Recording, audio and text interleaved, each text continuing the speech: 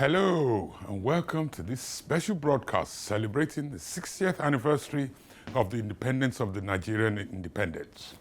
I'm your host for this hour, Ayo Akinfe, and with me I have Rose Graham. Hi Rose. Hello, Ayo. It's so good to be here. We have a packed show coming up here today to celebrate the 60th anniversary of Nigeria. Yes, we do. Coming up, we have panels with investment experts and prominent members of the diaspora, music from some fantastic Nigerian talents, and happy Independence Day messages from famous faces and you at home too. Of course, like I said before, it's a packed show for sure, and there has been a lot of work behind the scenes to make this happen. How's it then be, Ayo? Oh yeah, the last fortnight has just been manic. We've been working around the clock, day and night, to put this together. And great stuff from the Yanga TV crew. They've worked solidly to get this going. Definitely, of course.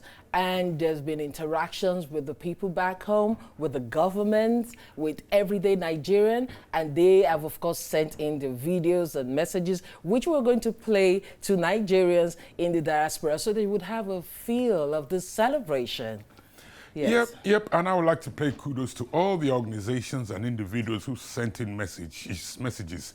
We've had footballers, we've had politicians, we've had all our mayors in London. They've all sent in Happy Independence Day messages. And, a big kudos to the Yanga TV crew and to the Nigerian Diaspora Annual Lectures team who've worked tirelessly to put this all together. Definitely. Beyond the messages, this is a time for us to be more than proud to be Nigerian. We're talking about the biggest, brightest, most populous black nation in the world, and it's our 60th independence anniversary. Yep, 60 is a unique age because it's where you move from middle age to old age. So as a 60-year-old nation, yes, this should be a watermark. It should be a watershed in our history. And the Nigeria we should be building from now onwards should be a global economic power. If I let you go, I know you're so passionate about Nigeria, you just keep giving all the punches right now. Well, that's really good. Of course, the world's biggest black nation. It should not be a poor country. It shouldn't be, But we're going to touch on that. And before you know, as it is with us Nigerians, being really religious, we get into prayers before we start. So now for our first video of the show, there are prayer messages sent to us courtesy of the Christian and Islamic religious leaders here in the community and the United Kingdom, of course. As we remember and celebrate our nation, Nigeria's 60 years of independence. Heavenly Father, we pause to honor you, to praise you, and to thank you. And so may God bless our country, Nigeria, and bless all our people. May He make His face shine upon us and be gracious to us. May God lift His countenance upon us and give us His peace now and forever. Amen. الحمد لله الذي خلق الإنسان الأول من طين وفضل بعضهم على بعض درجات نحمده سبحانه وتعالى ونستعينه ونستغفره ونتوب إليه نشهد أن لا إله إلا الله وحده لا شريك له ونشهد أن سيدنا ونبينا محمدا عبده ورسوله أما بعد. We thank Almighty Allah. We glorify His name for giving us the grace to be here this morning, celebrating the independent day of our beloved country, Nigeria. Jahi Bismillahir Rahmanir Rahim. Alhamdulillahi Rabbil Alameen. Ar-Rahmanir Rahim. Maliki Yawmiddin. Iyyaka na'budu wa iyyaka nasta'in. Ihdina as-siratal mustaqim. Siratal ladina an'amta alayhim. غير المغضوب عليهم ولا الضالين. بسم الله الرحمن الرحيم. لقد جاءكم رسول من أنفسكم عزيز عليه ما عنتم حريص عليكم بالمؤمنين رؤوف رحيم. فإن تولوا فقل حسبي الله لا إله إلا هو عليه توكلت وهو بالعرش العظيم. بسم الله الرحمن الرحيم. إذا جاء نصر الله والفتح ورأيت الناس يدخلون في دين الله أفواجا فسبح بحمد ربك واستغفره كان توابا. بسم الله الرحمن الرحيم. إنا أعطيناك الكوثر فصل لربك ونحر إن شانئك هو الأبتر. اللهم صل على محمد وعلى آل محمد وبارك على محمد وعلى آل محمد وارحم على محمد وعلى آل محمد كما صليت ورحمت وباركت على إبراهيم وعلى آل إبراهيم في العالمين إنك حميد مجيد. سبحان ربك رب العزة عما يصفون وسلام على المرسلين والحمد لله رب العالمين. صلوا على النبي الكريم صلى الله عليه وسلم. I mean, we need the prayers, definitely. And there's one thing I love about that. I am really familiar with it because in my primary school, though a Christian primary school, we had both Muslim and Christian prayers. And I grew up in a multicultural, multi-religion environment back in Nigeria. And then with these prayers, my friends, my childhood friends, usually take me to the mosques, and I learned a bit of it. And that's one thing I really like about Nigeria. It's a communion, society whereby we share a whole lot in terms of our religion than our various ethnic groups. Very true. I mean, growing up, funny enough, a lot of my classmates, it's only now that I'm actually knowing some of their religious faiths. Yes. Growing up, it was never an issue. You had Muslims, you had Christians, we got on Not at all. like brothers, and we all loved each other. Yes. Unfortunately, today religions become something else. But hopefully over the next 60 years, we'll address all those problems and take religious violence out of the Nigerian polity. I am with you on that one, Ayo. So moving on, we couldn't possibly go much deeper into this celebratory program of our great country, Nigeria. We all love to call home without hearing the tune which unites our nation, our national anthem.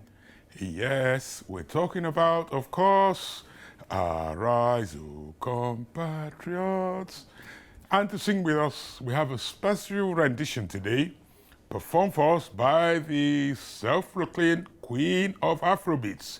Yes, it's that lady, May 7.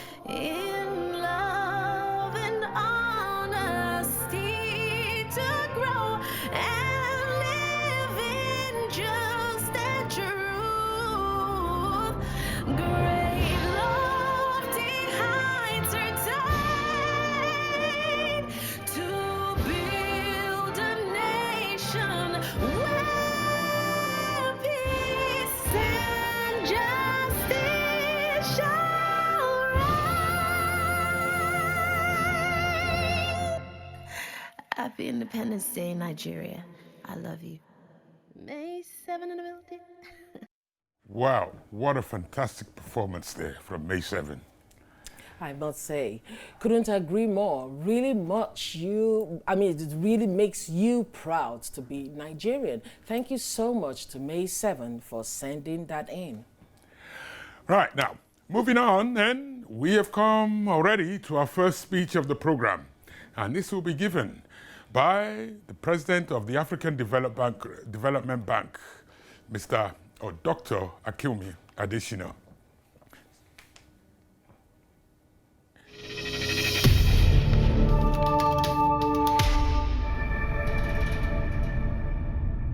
Good morning, everyone. So good to see you all. And I hope you're all keeping safe and keeping well in the current context. I'm absolutely delighted to address you today at the opening of the 2020 Annual General Meeting of the Nigerians in Diaspora Organization, Americas. And I am so proud of you all for keeping Nigeria's flag flying high and for extolling the best virtues of who we are as Nigerians through exemplary conduct and achievements and accomplishments as well. I thank God that He made me a Nigerian. I come from a land of diversity. Now, how many people in the world today can boast of 371 tribes? How many countries? From the east to the west, to the north to the south. We are so beautifully and wonderfully made. Yes, we have our challenges, but we are not alone. Roses come with thorns. Our diversity must become our strength.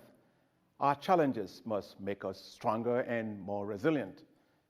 Our history must teach us to accommodate each other, to love each other, and to embrace each other, and to honor each other, and to promote each other. Nigeria is made for greatness. Some may question this, for sometimes our challenges make us despair, but we should not despair. We should learn. We should change. We should unite. We should build a much more inclusive, equitable, and prosperous Nigeria. We must be a nation where dreams are born, where nurturing is given, a nation that supports the achievements of dreams. Dreams at home, dreams abroad, dreams globally. Think of it. I'm reminded of my own journey in the diaspora several decades ago. As a young man, I traveled to the United States to pursue my doctoral studies in agricultural economics at Purdue University in Indiana, cold Indiana. I'll never forget my first winter experience. I thought that Hamilton breeze was what they call cold. Boy, it was really terribly cold at Purdue, yet it is a world-class university. But no cold, no matter how biting, can ever deter a Nigerian. I simply got fired up in the cold, and that's how Nigerians are made. They adapt and they excel. By God's grace, I graduated with a PhD in agricultural economics with an outstanding PhD thesis award. That story, I'm sure, can be said for many Nigerians. The fact is, wherever Nigerians go, we thrive in whatever we do. Wherever we are, we stand out. Each one of you is an exemplar of that indefatigable spirit of resilience and excellence. While the United States inspired me and pushed me beyond my boundaries, it is Nigeria that has shaped who I am today. It is Nigeria that has always put air in my lungs. And it is Nigeria that has always propelled me to be the best that I can be. And for this, I am eternally grateful to my nation. In spite of the inevitable struggles that come with living abroad the shores of Nigeria, you also have rolled up your sleeves. You have accomplished much in your respective endeavors, and you continue to make a difference. Now, I am exceedingly proud of each one of you. Well done. Well done again. It's estimated that there are about 15 million Nigerians in the diaspora, with the United States alone accounting for roughly 23% of the total number of immigrants. While Nigerians in the diaspora are making tremendous contributions to the prosperity of their host countries, their importance to Nigeria's development and economy is equally quite impressive. To help put things in perspective, Nigeria exported $43 billion worth of crude oil in 2018. Now, in that same period, migrant remittances to Nigeria totaled $25 billion. That represents 50% of all the oil export revenues. Think of it. What this means is that Nigeria's value-added diaspora is a significant net gain rather than a brain drain. The diaspora, however, is more than money, of course. The diaspora represents knowledge, strategic influence, and networks. Your diversity is our strength. Your achievements are milestones. And quite frankly, your excellence is our own brand. In a world of hyper change, Nigeria needs its best and brightest to tackle the most challenging issues of our time and to ensure its rightful place in the League of Nations. Together, let us inspire a greater Nigeria, a developed, prosperous, and dynamic country bursting with energy and hope. A country where the gains of our nationhood are shared by all. That is the Nigeria I dream of. I'm resolute in my belief that together, the Nigeria of our dreams will become a reality in our time. Achieving that will require all of us at home and all of us in the diaspora. My dear compatriots, the bottom line is that the transformative power of the diaspora is unlimited. With the right policies and political engagement, that potential to make that difference by the diaspora is so huge. Today, China is leveraging the influence and resources of its diaspora. Now, decades ago, of course, Singapore did the same. Nigeria cannot afford to be any different at all. And that's why I wholeheartedly commend President Muhammadu Buhari for setting up Nigerians in Diaspora Commission. That is good foresight. American hospitals have over 4,000 Nigerians practicing medicine, and some 5,000 doctors are actually practicing in the United Kingdom. Nigeria is not losing brains. It's exporting and dominating global knowledge space from science, technology, arts, film, and of course, media. The point here, of course, is not to argue for Nigerian brain drain. Absolutely not. What we need is for the brain, the innovation, and entrepreneurial capacities of the diaspora to be fully harnessed for much faster national growth and development. Regardless of where we live, our heartbeat must be to the answer of the larger call of our homeland, beckoning us to arise to shine, to make a nation shine. I am proudly Nigerian. I will live as a Nigerian. I will die as a Nigerian. And on the resurrection morning, I will ask for special permission from God to arise as a Nigerian, as long as I can hold the green, white, green flag in my hand. Today, let us arise and light a torch for a greater Nigeria, a torch for a more prosperous Nigeria. As Nigeria celebrates its 60th independence anniversary, that happens to be my age as well, let us run together, live together, and prosper together. The labors of our heroes past will never be in vain. We shall be like a city set on a hill which cannot be hidden. Nations shall come to the brightness of our rising. Now, keep on shining for Nigeria. Thank you all, my brothers and my sisters in the diaspora. May God bless you, and may God bless the Federal Republic of Nigeria, our dear homeland. A fantastic, a brilliant individual that is the president of the African Development Bank, Akinwumi Adesina. Thanks to him and everyone, of course, at the African Development Bank Group for taking the time out to sending us that video. Yes, and with that now, it's time for our first break. But stay tuned. We'll be right back with the first panel after these messages.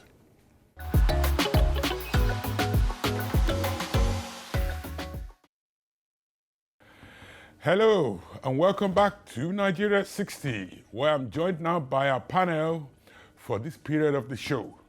On my left here are two august gentlemen, Chief Bimbo Afolayan and economist Ugochukwu Mora. Welcome to the show, gentlemen. Thank you. Thank you. Thank you for having us. Now, if I can just give you some background into the two of them, they're stalwarts. We're going to be discussing a little bit of economics. Chief Bimbo Afolayan is the former chairman of the Central Association of Nigerians in the UK. He's now the executive director of the Nigerian Direct Diaspora Investment Summit. Mr. Mora here is an economic analyst who is going to take Nigeria apart and put it back together and tell us how to make Nigeria tick. So hopefully we will have a very, very robust discussion, because Nigeria, as you well know, is a nation that has had a few economic challenges over the years. We're a mono economy. About 90% of government revenue still comes from oil. And with the current crisis brought about by the coronavirus pandemic, first of all, oil prices have collapsed. Secondly, nobody wants our oil anymore. There's a big glut in the market. So to get out of this rut, Nigeria needs to boost her economy. So if I start with you closest to me, Mr. Mora, how do we improve the Nigerian economy? Thank you so much, and thank you for having me. Happy Independence, Nigerians. Today is 60 years. Nigeria got the independence in 1960. Unfortunately, in 2020, we are still dealing with the challenges that we should have dealt with in the 70s and in the 80s. But despite the different problems we have at the moment, I want to tell our fellow Nigerians that there's still hope for Nigeria. Currently, Nigeria has missed a lot of phases in its developmental progress. In 2020, we still cannot afford potable drinking water to homes. In 2020, we cannot afford a good health care. In 2020, we are still dealing with potholes on our roads, and we are still dealing with decay in infrastructure. What is the way forward for Nigeria? If you look at October 1st, 1960, when we got our independence, we had a system of government that allowed the regions to have a kind of an autonomy. And in 1960 economy, you find out in the north, you had the cassava, the agriculture, the animal rearing. In the west, you had the cocoa, and in the east, you had the coal. And those resources was able to power the regions of Nigeria. But today, with the advance of oil, we haven't done much. So what is the problem? You can't separate politics from the economy. It's very difficult to do that because you need the political will to be able to drive the kind of economic prosperity that we're looking for. So the way forward for Nigeria is, first of all, to get leadership right, and secondly, to bring about economic policies that will help bring the country from where it is today. So we still have the issue of power, for instance. When people look at power, you look at Ghana and see how Ghana has performed over the years, and you see that Nigeria is lagging behind. So there are a lot of challenges in that area, which is partly due to government effort. So you also look at infrastructure, transportation, the railway, agriculture, for instance. And I must give the government credit for boosting agriculture recently. But with the recent farmers and herders conflict, you see it's kind of affected agriculture. So what Nigeria needs to do at the moment, basically, is to, you look at the civil service, for instance, because no matter the kind of policy government brings about, it relies on the civil service to implement them, to monitor them, and to even give feedback to the government. So we still need to overhaul the civil service entirely, because the process of business registration, licensing, and everything, you know the kind of corruption that goes about. Thank you so much. All right. Yeah. Thank you very much for that. Yeah. Chief Afala, if I can come to you. If you were elected president of Nigeria today and given a mandate to run for the next 60 years, to be in office for the next 60 years, what would you do? What would I do? First of all, happy independence to you and to fellow Nigerians. If I become the president of Nigeria today, the first thing I'm going to do is to reorganize our dependence on certain products in Nigeria. The dependence on oil, for example, is a major hindrance to development in Nigeria, because when you look at it, there are so many other areas that we could tap from for the benefit of the economy. But most importantly, one of the major problems in Nigeria today is that of mindset, the mindset of the people, mindset of government itself. So, and this is one of the things that is crippling the economy in Nigeria. Most of the states in Nigeria are dependent on just going to Nigeria, to the center, to get their allocation. So a lot of them are then using the money to pay their civil servants, and they're not using the money for developmental purposes because the states have resources that they could tap into. But let's put that aside. One major issue that Nigeria has today is that of infrastructure development. And if you look at the sort of energy level that Nigerians have, you would know that this is one major area that Nigerians have refused to tap into. Nigerians have energy, they want to work, they only want an enabling environment. So if I become president, my first step will be, one, to get my governors together in one place and say to them, now we want to start looking inwards. Every state can stand on its own. We can develop some of the resources, like we have minerals all over the place. But then also that's minerals. Sorry, we then also have... How many minutes have I got?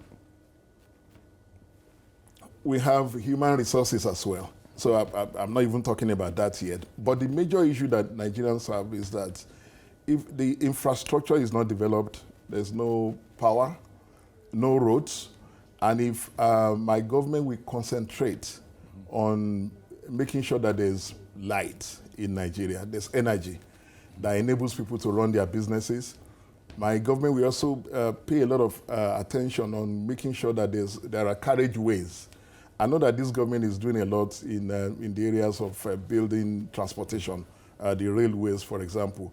Those are the networks that we need to build in Nigeria that enables the ordinary people to transport their goods across the country. So there's really no poverty in Nigeria. The poverty is man-made, or because we're not focusing on areas that we should be focusing on. Also, thirdly, one major area that we'll be focusing on will be the diaspora.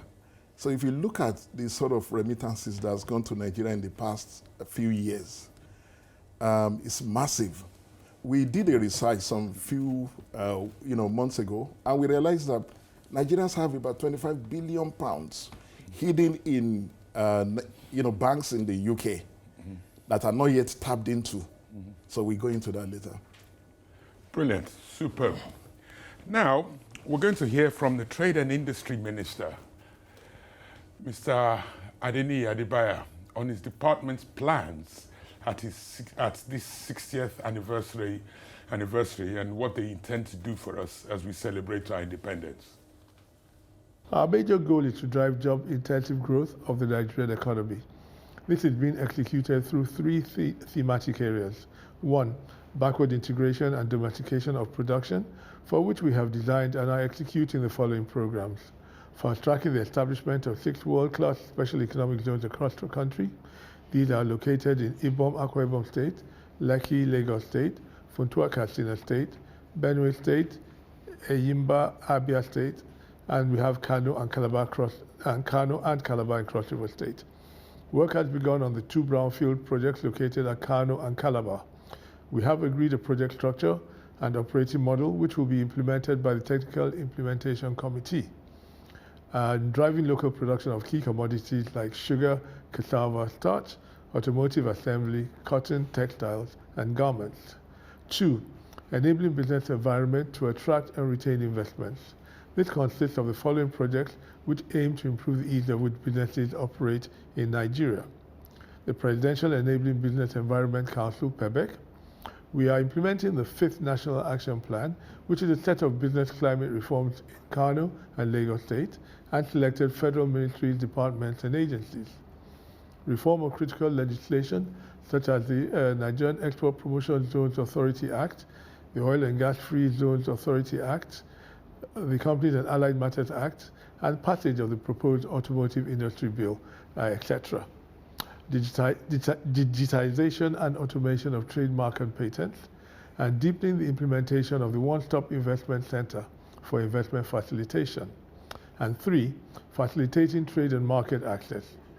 This consists of the following: positioning Nigeria to successfully participate in the African Continental Free Trade Area Agreement through the National Action Committee, which coordinates relevant ministries, departments, and agencies to drive the implementation of the African Continental Free Trade Area Act readiness projects and initiatives, and financing micro, small, and medium enterprises, MSMEs, through the provision of affordable financing from the Bank of Industry and the Economic Sustainability Plan. There's still a long road ahead, and we remain steadfast in our commitment to create an enabling environment for the growth of industry, trade, and investment. We have many partners in our successes to date, and I've only mentioned very few. I call on all our partners, investors, and stakeholders to participate actively in the development of this documentary of our journey and our achievements since independence. Okay, there was Mr. Adebayo, the Trade Minister, who was speaking on behalf of the Vice President, Professor Yemi Osinbajo, who was our guest speaker invited here. So if I can go to my studio guests, I'll start with you this time, Chief Bimbo. What do you make of the minister's speech in our economy? Well, the major thing I picked at was the efforts of the federal government in stimulating small and medium enterprises. Yeah. That, I think, is a major thing. It should be a really, really big thing in Nigeria. The Nigerian economy is mainly made up of small, micro, medium enterprises. And these are the sort of businesses that keep the country going on a daily basis. Most people are either micro business people or they have 2 or 3 employees and all of that stuff. And this is one area that government needs to put regulations in place, get banks to be able to provide capital and provide training as well, just like we have a lot of enterprise programs in the UK, which is one of the reasons why the economy is always booming. Yeah. Mr. Mora? Yeah, same on the same point. We know what SMEs mean here in developed countries. They are the sector that employs majority of the workforce. So government effort in making sure that SMEs are being supported is a laudable one. And going forward, we want to see how government can bring about interest rates in Nigeria. And there's no way interest rate can be lower than inflationary rate. So the CBN should be given the free hands to deal with inflation so that interest rates can be affordable. So businesses, when they take loans, can be able to repay them. Thank you. Yeah. Thank you very much, gentlemen. Thank you, and thank you those of you at home and everyone for joining me. After the break, I'll be making way for Rose Graham to come back in the chair for the second panel of guests. So stay tuned in for that.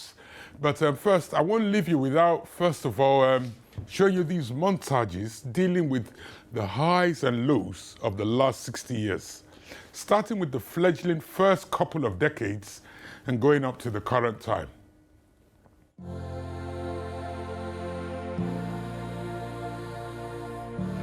The old Lagos racecourse, now Tafawa Balewa Square, Lagos, was the scene on October 1st, 1960, the date. After years of agitation for independence from colony-weary Britain, who was still recovering from World War II, the whole of Nigeria was agog with wild celebrations and festivities as the British flag was eventually lowered at 12 midnight of the 31st of September 1960. The dawn of an independent and promising black country had arrived. Nigeria is a melting pot of over 400 ethnic groups that first came together to form a common future in a British Commonwealth in January 1914. However, the giant of Africa, now with the promise of a better, self-determined future that came about on the eve of October 1st, 1960, was soon plunged into ethno-political agitations, rifled with claims and counterclaims of ethnic domination and marginalization amongst major, hitherto collaborative ethnic groupings. Now we can now move.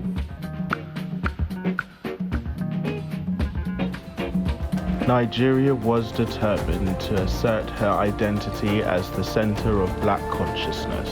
She thrived in music, sports, and art.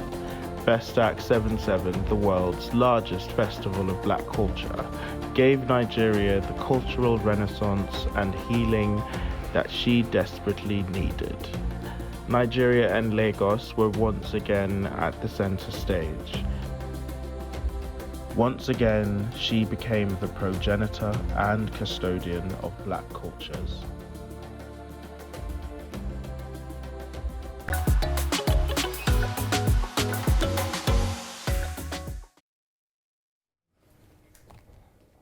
Hello and welcome back to Nigeria at 60. My name is Rose Peter Graham and I'm pleased to now be joined for the second half of our investment discussion this hour by Councillor Susan Fajana Thomas, and of course a media entrepreneur and a guru, if I must say, Mr. Rotimi Pedro. Thank you very much for joining me. Thanks for having me. Okay, now before we veer into the investment of Nigeria, I would like for you to tell me about the pulse of Nigerians. But quickly, I must also let our viewers know that we actually advertised that the Vice President, that's Professor Yemi Oshibajo, promised to, give us his message. But, because of the coronavirus, there were too much challenges around the government house, and the trade minister in person of Honorable Adeni Adebayo had to step in, and you heard him speaking about the vast opportunities that Nigeria has for investments to come in to Nigeria. Since the inflation in 2017, Nigeria has had a turnaround, and of course we've opened a lot of in ways for investors to come into Nigeria. We're doing pretty good. Would you say or agree with me or not? Yes, talk to me. Okay. Mr. Pedro. Okay. Happy Independence Day to you. Thank you. And fellow Nigerians back home. I tend to see the investment journey of Nigeria as a glass half full rather than half empty. From the optimistic point of view, you take us a journey back to 1960 when our GDP was about $90 per capita. We now have a GDP per capita of close to 2,200 per individual in the country. We had a high in 2014 when we had 3,200. So it's not all doom and gloom. There are quite a lot of positive side to the economy. So we tend to see things more from the pessimistic point of view, but I tend to see it from the optimistic point of view. It's been a long journey. It's been a lot of topsy-turvy down the road, but it's not all of that. Okay, you tell me. Thanks very much. And can I just say Happy Independence Day to Nigerians, both home and abroad. And coming into the economy, I'm not an expert on economy, but I'm a socio-political and economic campaigner. And coming from that aspect, in terms of Nigerian, the economy, what I'll be saying is for a very long time, we all know that Nigerian we are a country of 190 million. And when a country with such a huge population depend on just one product or just have a very narrow focus on economy, it's been tough because of the reliance of oil and oil products in Nigeria. That is my take. Nigerian, I think for many years or for various reasons, Nigerian, both the government and the people of Nigeria, they have failed in terms of tapping into the opportunity of other aspects of our economy, being agriculture, being health service, or manufacturing. So, that's good, because we're talking about diversifying, which I believe the government is looking to since 2017. But before we touch on that, there's a question from the audience here in the studio. You all are looking really nice. Happy Independence, everyone. Okay, can I have a question from you, please? Well, yes, I think mine is, first of all, I'm Godwin Okri. Happy Independence Day, the panel. It appears to me that it's a shame that if you look at Nigerians' GDP, petroleum contribute 9% to the GDP. Agriculture contribute 21.8% to the GDP. Isn't it surprising, therefore, that the Nigerian government spends so much effort on petrol that generate 9% of GDP and less effort on agriculture that employs a majority of the staff in Nigeria, at 21% to GDP. Yes. Why is that? What are your thoughts on that? Okay, I mean, whereas you can say that the petroleum or the hydrocarbon sector for the economy is about 9, 10%, 11%, some would account for it.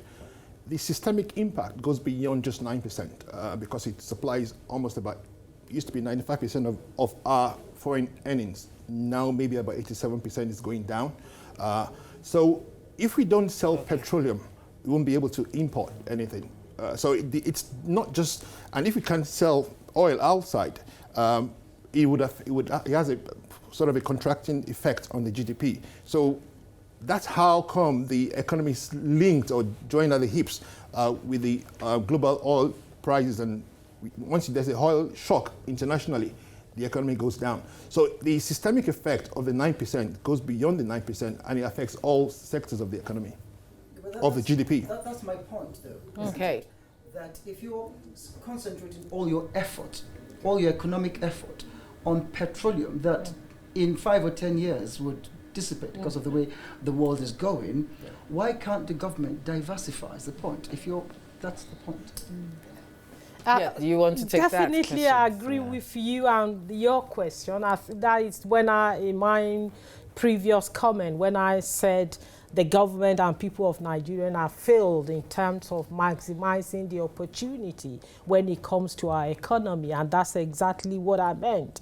And even the government, talking about agriculture, the government haven't done enough in terms of investment in that area, in terms of encouraging people to invest in. Do you want me to carry on? It's good. I'm just going to give you 20 more seconds. Yeah, go ahead. In terms of encouraging people to do more when it comes to agriculture in Nigeria, and not just only agriculture, all that domestic manufacturing. But I would say pretty much in terms of agriculture, Nigerians have seen the essence, and everyday Nigerians have started going into agriculture. And I've heard quite a number of them are making a lot of returns. Anyway, it is said here by Forbes magazine that Nigeria is Africa's largest economy in terms of nominal GDP. Nigeria has an abundant commodity resources that make it so big, but it's the Nigerian government that keeps it from getting better and richer. Would you want to agree? Do you agree with that? I agree. I think that statement needs to be modified, but my point is, let's look at real estate. Yes. In real estate, for example, 0.3% of mortgages is contribute to the GDP. In South Africa, it's 22%, and in America, 61%. So we're not getting mortgages to develop real estate. And that, so there's clearly a failure of government there. Okay, you're talking about real estate. There are a lot of sectors we could be looking at that the government could open up for everyday Nigerian, because if you say real estate, 60% of Nigerians find it difficult to invest, to rent. So that is really a challenge for them. But what should Nigerians be talking about today? Should it be education, health, power? That's electricity. What should we be talking to President Muhammadu Buhari's government about? What is our want? What's our need? What would open the door for foreign investments?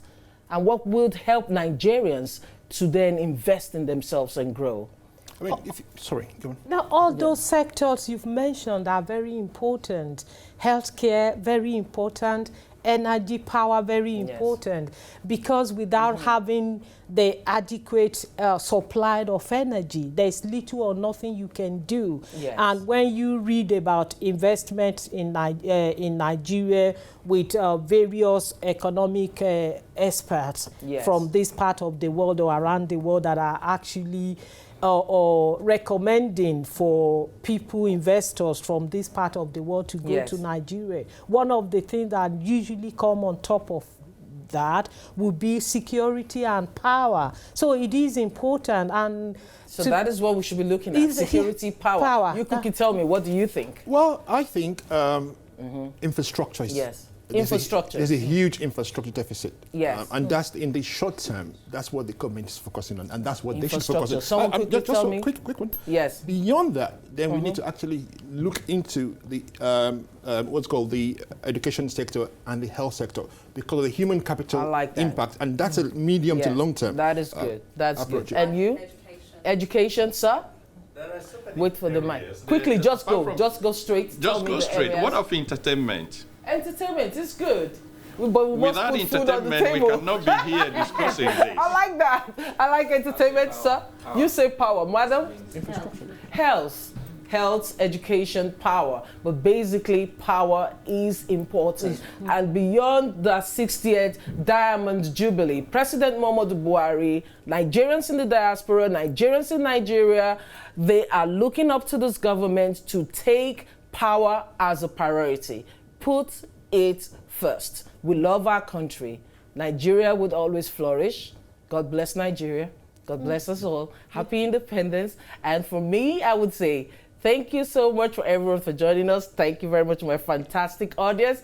And that is it from me and, of course, from Ayo. But the show has only just got started. After the break, you'll be having Charles Zameka, my darling Charles, and, of course, the beautiful, lovely Doyola taking over on presenting duties. But before that, we will give you a flavor of what to expect in the second hour of the show, the diaspora section, as we are calling it, and play this part out with our first Happy Independence Day messages from some prominent members of the community right here in the United Kingdom. My name is Rose Peter Graham. Hey, what's up, everyone? This is Tiwa Savage, and I want to say a huge happy birthday, happy Independence Day, happy 60th to my dear country, Nigeria. Good afternoon. My name is Councillor Ernest Zaju, the Mayor of London Borough of Brent. I am delighted to use this opportunity to wish all Nigerians the very best as we commemorate Nigeria's Diamond Anniversary. As we mark this year's anniversary, let us honor the struggles of many brave hearts who fought for the country's freedom. Let's salute them for the sacrifices they made and thank them for giving us our freedom today. Hello, fellow Nigerians. In sports, you have to look backwards to move forward. Not long ago, the Nigerian Football League was flourishing, producing world-class players and great teams such as Leventis United. So we have demonstrated that with the right leadership, a leadership that believes, like Nelson Mandela said, sport has the power to change the world. And you and I, and everybody else that is involved, working together, we can transform not only the Football League, but the entire sporting industry in Nigeria to be the best in the world. I wish you all a happy 60th anniversary. Happy Independence Day to my beloved country, my amazing, beautiful country, Nigeria, the land of hope, the land that gives me so much joy every time I visit, where people are forever smiling, ever hopeful. People are just amazing in Nigeria, and I wish you many more years of celebration. My prayer is for Nigeria to grow, to realize its full potential in regards to building the youth in the media, sports, in the creative world. We have so much potential, so much talent to show the world, and I'm so proud to say I am truly Nigerian. Hello everyone, my name is Councillor Kate Anole, former two-time Mayor, London Borough of Enfield. On the 1st of October, Nigeria will be 60 years old. Nigeria, giant of Africa. I know that it's a country where everybody wants to come to. I love Nigeria, and I continue to pray that we maintain one Nigeria, one strong Nigeria, where there is peace, where there is security, and where people feel happy to come to embrace the people and embrace the country. Nigeria, make our happy Independence Day. At 60, great country. Happy Independence Day. Good day to all Nigerians worldwide. My name is Councillor Speaker Victoria Obaze from London Borough of Tower Hamlets. Just to wish you all happy 60th anniversary. May God bless you all wherever you are. Long live Nigeria, long live United Kingdom. Thank you. Alright, what's poppin', man? It's your boy Equation and you're watching Yanga TV live. As everyone knows, as fellow Nigerians, today is Nigerian Independence Day. Happy Independence Day to my fellow Nigerian. Get at TV now. But for me, I'm very proud to be a Nigerian, purely because of the music, the culture, everybody just vibing. Hello everyone in Nigeria, this is Patty Bule. Do excuse these sunglasses. It's not just a diva look. You know, I've just had surgery on that eye, cataract surgery. Anyway, I'm just here to wish everyone happy diamond anniversary to Nigeria. This is our Independence Day. Gosh, 60 years independence, guys. Let's have something to show for it. Not lip service. Let's leave a better future for the next generation. Happy 60th anniversary, Nigeria. You are watching Yanga TV. Don't change that dial.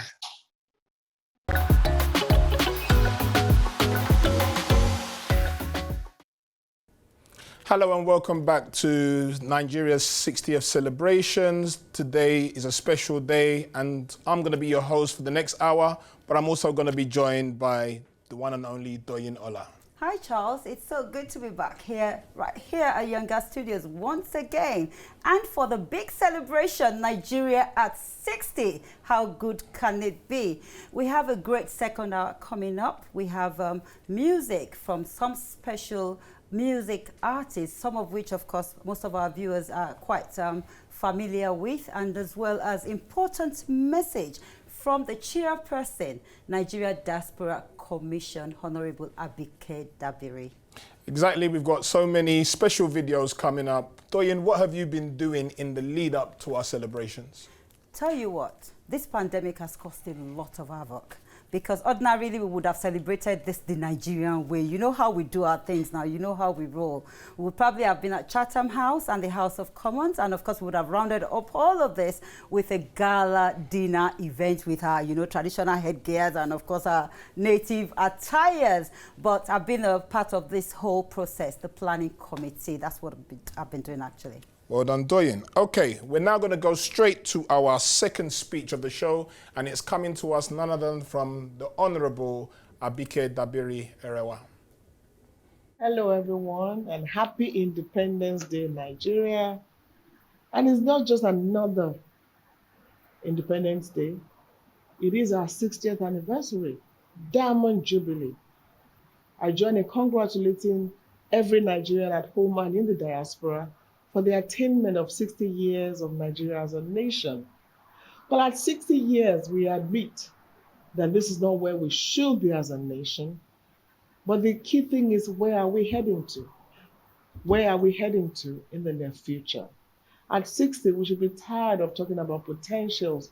We have the potential to be this and that. Let's talk about how to make this potential a reality in our lifetime. So whatever the case, happy 60th Independence Anniversary in Nigeria. And to my brothers and sisters in the diaspora, I want to congratulate you. I want to commend you. I want to celebrate you for the great things you've been doing. Look at you, Nigerian diasporas in the UK, contributing to developing the economy of that country. Where are Nigerians not excelling? Everywhere, whether it's in healthcare sector, whether it is in agriculture, whether it is in the university system, whether it's in sports, whether it's the arts, academia, Nigerians in the UK and all over the world are excelling. But here is the challenge. How do we now tap into those enormous human resources that we have as Nigerians to develop our country? If other countries are doing it, what is holding us back?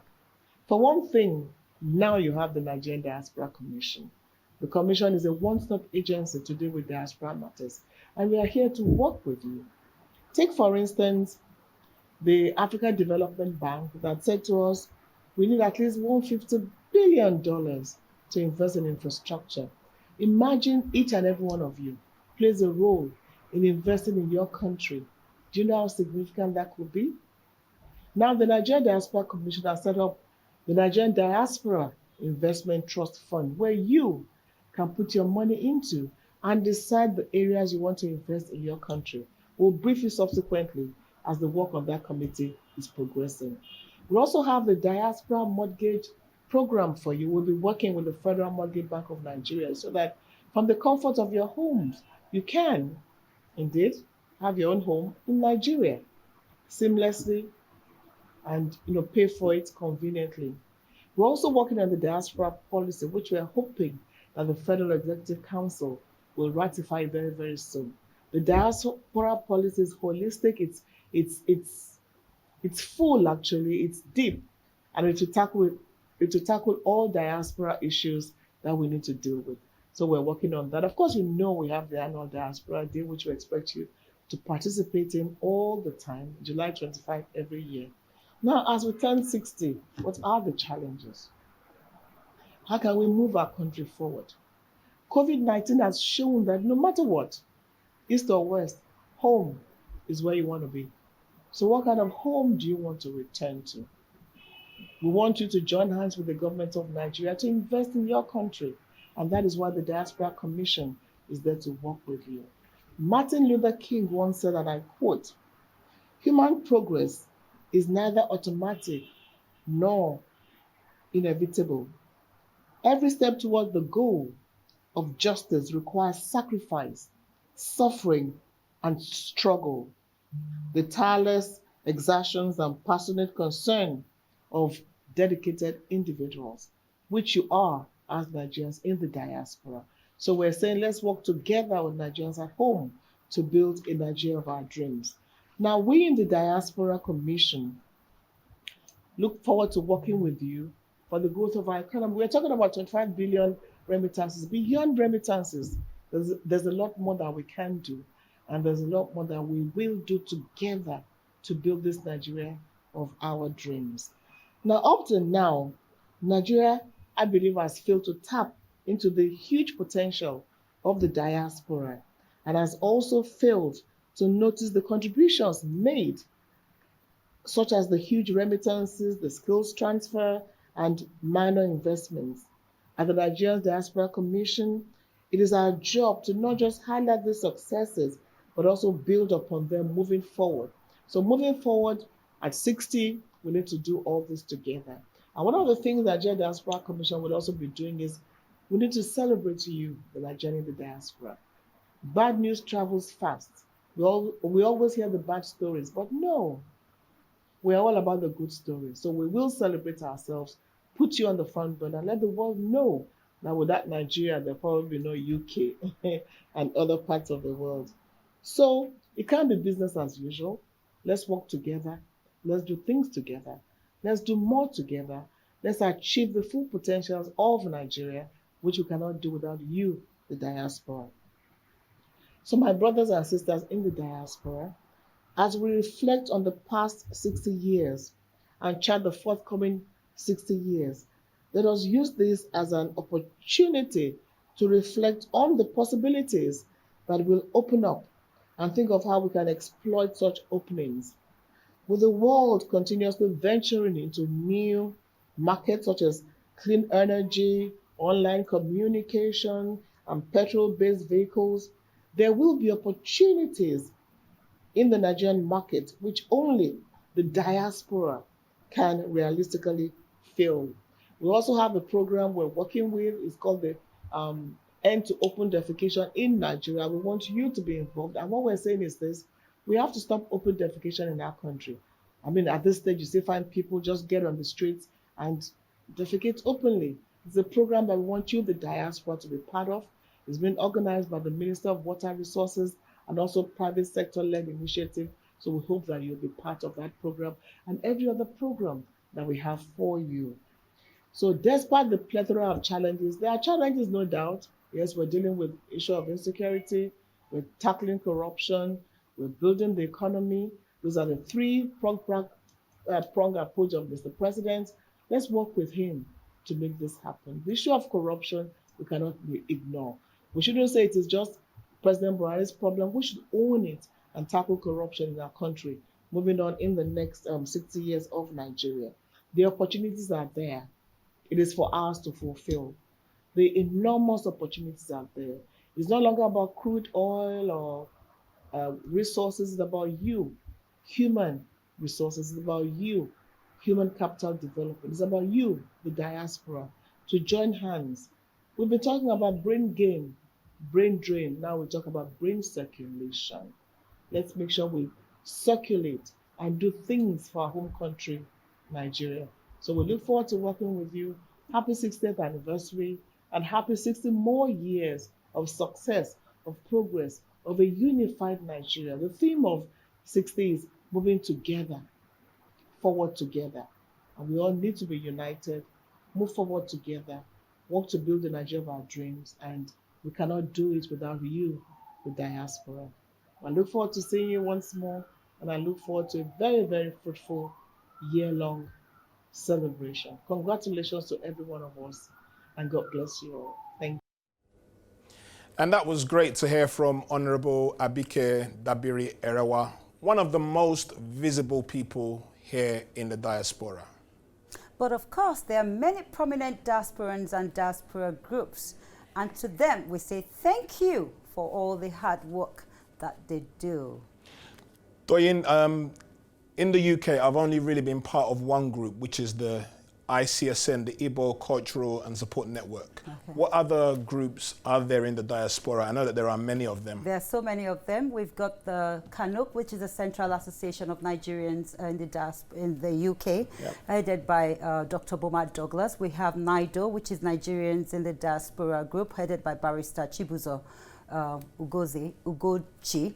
And of course, we have the Nigeria Diaspora Direct Investment Summit, headed by Chief Bimbo Roberts for Lion. And we have CANUC, a Central Association of Ogun State Indigenes, and so many more. All right, so now we're going to take a short music break from some famous faces, you know, with an equally recognizable tune. See you after the break. Don't go anywhere.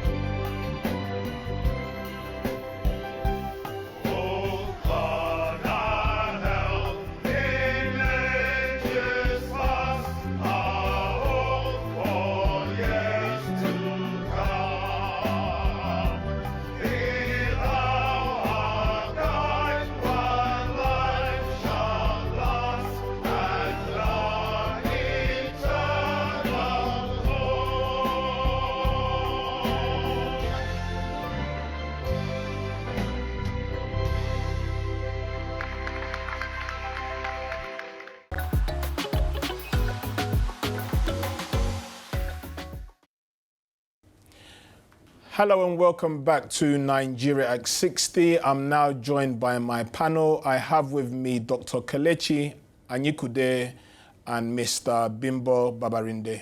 Welcome to both of you. Thank you very much, Charles. Very quickly, the first question I want to ask you is, how often do you go back home as a diasporan? And with the amount of money diasporans send back home, what is your view? And how do you feel about Nigeria as it currently stands? I go back 2-3 times a year. Hopefully I'll go back in December, COVID permitting, you know, very important. And yeah, I mean, the money we remit, I mean, personally, it's for their own personal use. And they're using it for their own personal development. So I can see it. For Nigerians' development, that one is slow. But for personal reasons, I can see what they are doing. You know, the palliatives we send, the giveaways we do on social media, we can see it working personally. Okay. What about you, Bimbo? Yeah, I don't go home as often as I should. However, but when I do go, you know, I make an impact when I'm there. With regard to the remittances from diasporans, it's a big help. I think somebody put the figure about, is it 25 million? Yeah, something like that. Yeah. Remitted back home. And like Kelechi just said, it's mainly basically for the individuals and not really, you know, helping the society itself. I mean, the government, you know, in Nigeria, you have to be a mini local government to actually. So we're all our own government. You're all on your own, provide your own light, your own electricity, schools, if possible, do your own road. So it does help, you know, on the individual basis. Yeah. Okay. Great. I'm going to come back to you in a moment. If the audience members have any questions, please just raise your hand and please wait for the mic to come over to you. Does anyone have a question? No questions at this point? Okay, I'm going to come back to you again. You're both diasporans, both doing well in your own fields.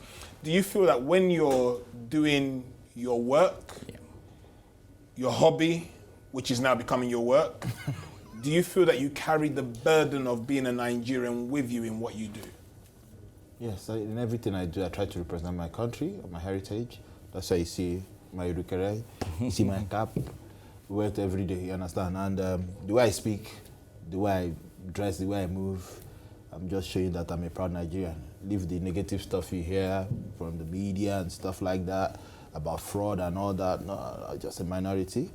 Just a happy people, so I try to represent. So yes, I know I have that burden on my shoulders, and it has even increased with me getting more famous and stuff like that. And people look up to you for stuff. If there's anything breaking in Nigerian news, they're like, oh, why are your people doing this? You either spin it as a spin doctor, and then go inside and say, oh, but you guys are messing up, or you just, you understand, try and package it well, you understand? So the burden is there, and probably will forever be there, to be honest. But I'm dealing with it very well. It's going well. You're an architect. Yeah, and you're an architect here in the UK. In the UK, yeah. Does that affect your work in how you have to deliver in presentations and seeking business? Well, architecture is, in this society, is basically institutionally racist. You'll find out that there are very, very few minorities represented in the profession. But we also have a society of black architects that are trying to turn things around. As professionals, we're just as good as the next person. Basically. Could your expertise be used back home to make Nigeria better? Oh, absolutely, absolutely. Because I am involved in projects back home as well, you know, both here and there.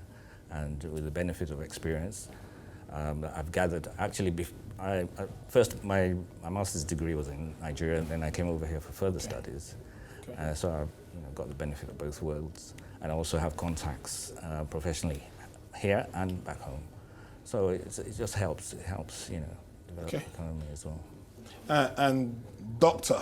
Kelechi, it would be a miss of me not to touch on Arsenal Fan TV and your passion for the club, but you've always carried yourself as a proud Nigerian with all your interviews that we see on TV and on Arsenal Fan TV.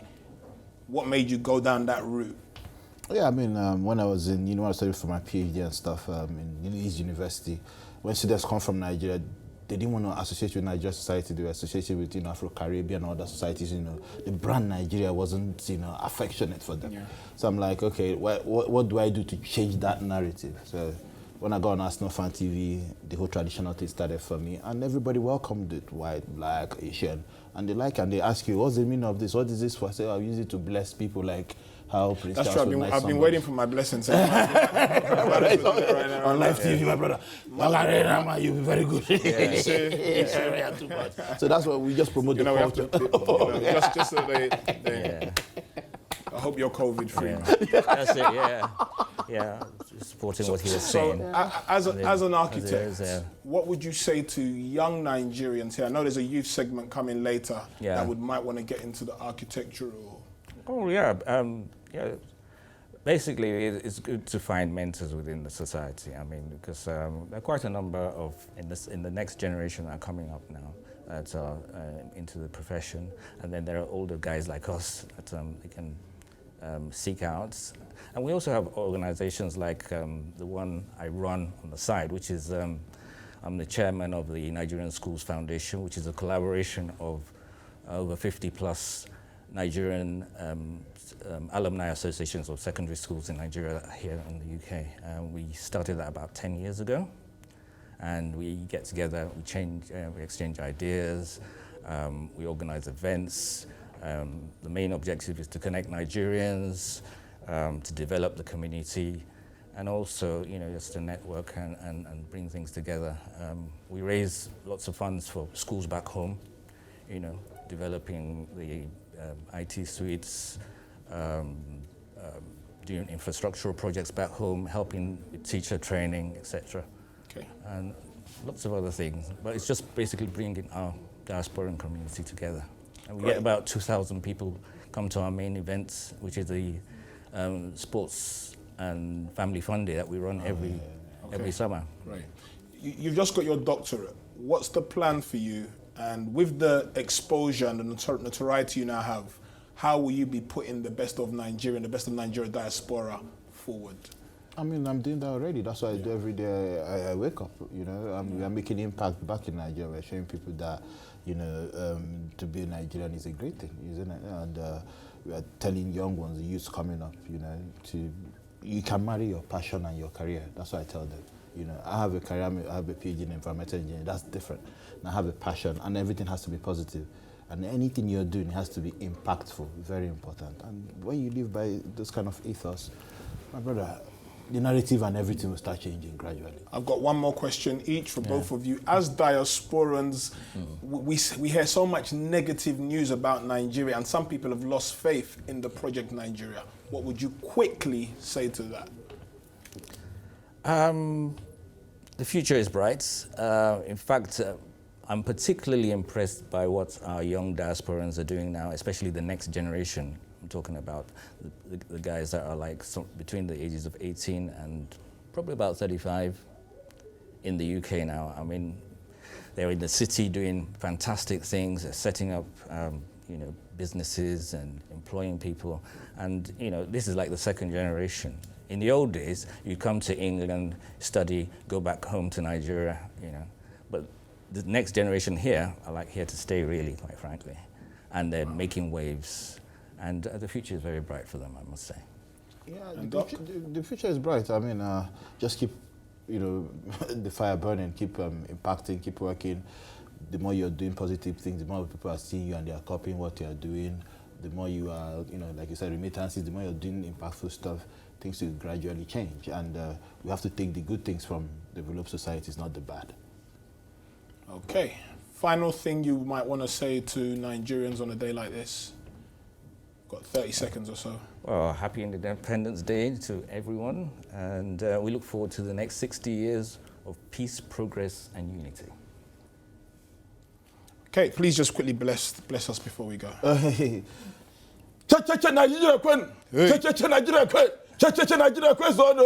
3 hearty boza to Nigerian 60th birthday.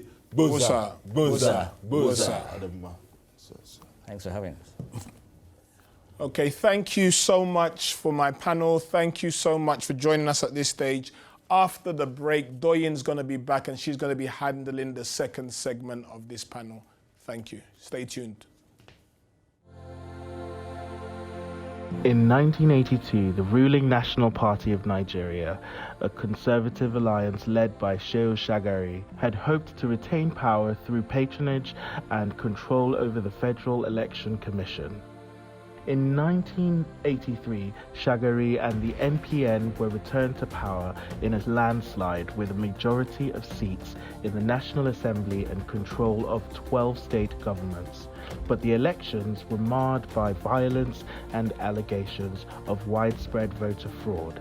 On December 31st, 1983, the military overthrew the Second Republic. Major General Muhammadu Buhari emerged as the leader of the Supreme Military Council, the country's new ruling body.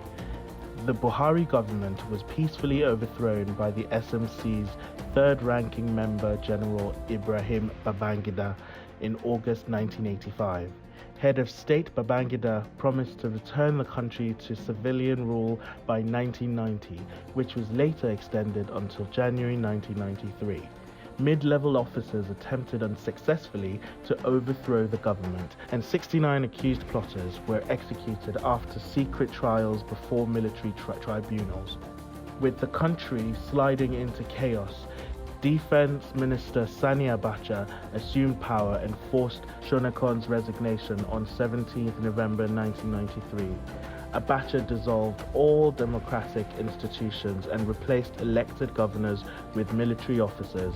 Although promising restoration of civilian rule, he refused to announce a transitional timetable until 1995. The government alleged in early 1995 that military officers and civilians were engaged in a coup plot. Security officers rounded up the accused, including former head of state Obasanjo and his deputy, retired General Shehu Musa Yaradua. After a secret tribunal, most of the accused were convicted and several death sentences were handed down. Abacha died of heart failure on 8 June 1998 and was replaced by General Abdulsalami Abubakar. The Military Provisional Ruling Council under Abubakar commuted the sentences of those accused in the alleged coup during the Abacha regime and released almost all known civilian political detainees. In August 1998, Abubakar appointed the Independent National Electoral Commission, commonly known as INEC, to conduct elections for local government councils, state legislatures, the National Assembly, and President.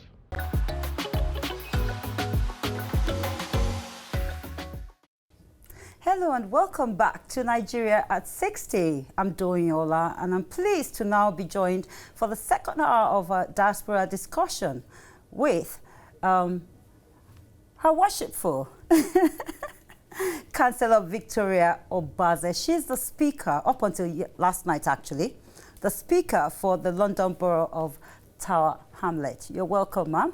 Thank you.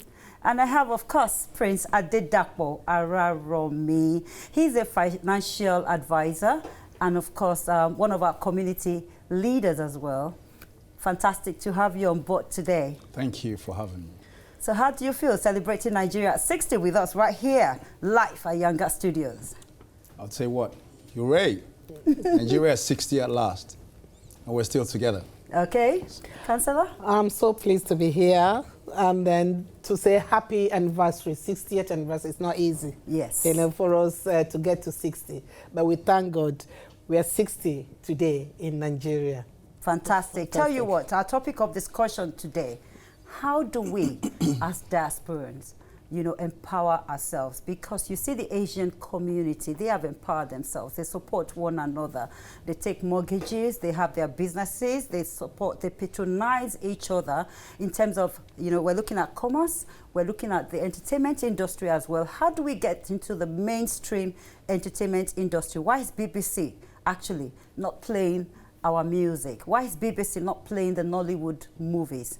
And of course, we're looking at the business aspect of it as well. So what do you think? How do you think we can walk around all of this?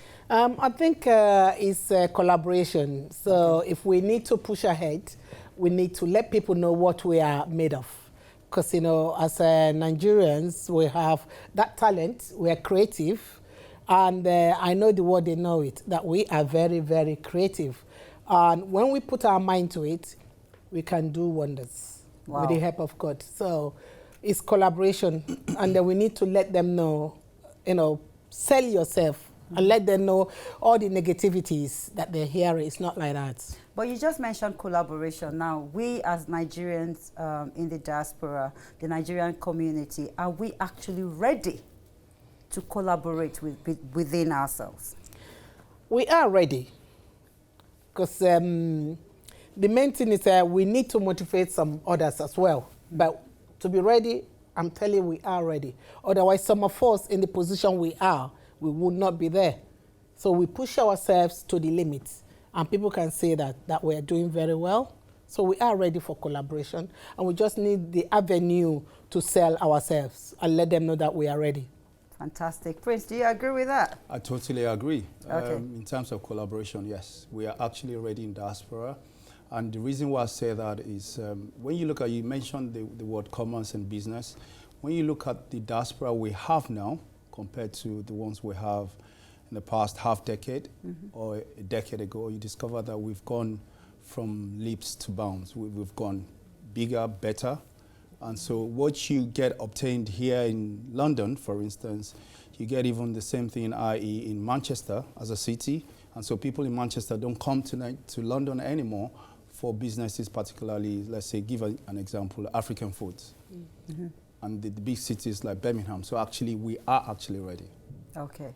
So if you say we are ready, so that means we're looking at the entire Nigerian community patronizing, I don't want to give people free publicity now, I'm not going to mention it. We all know our African stars. Yes. I patronize them actually, but there are some people who would say, no, I don't want to go there.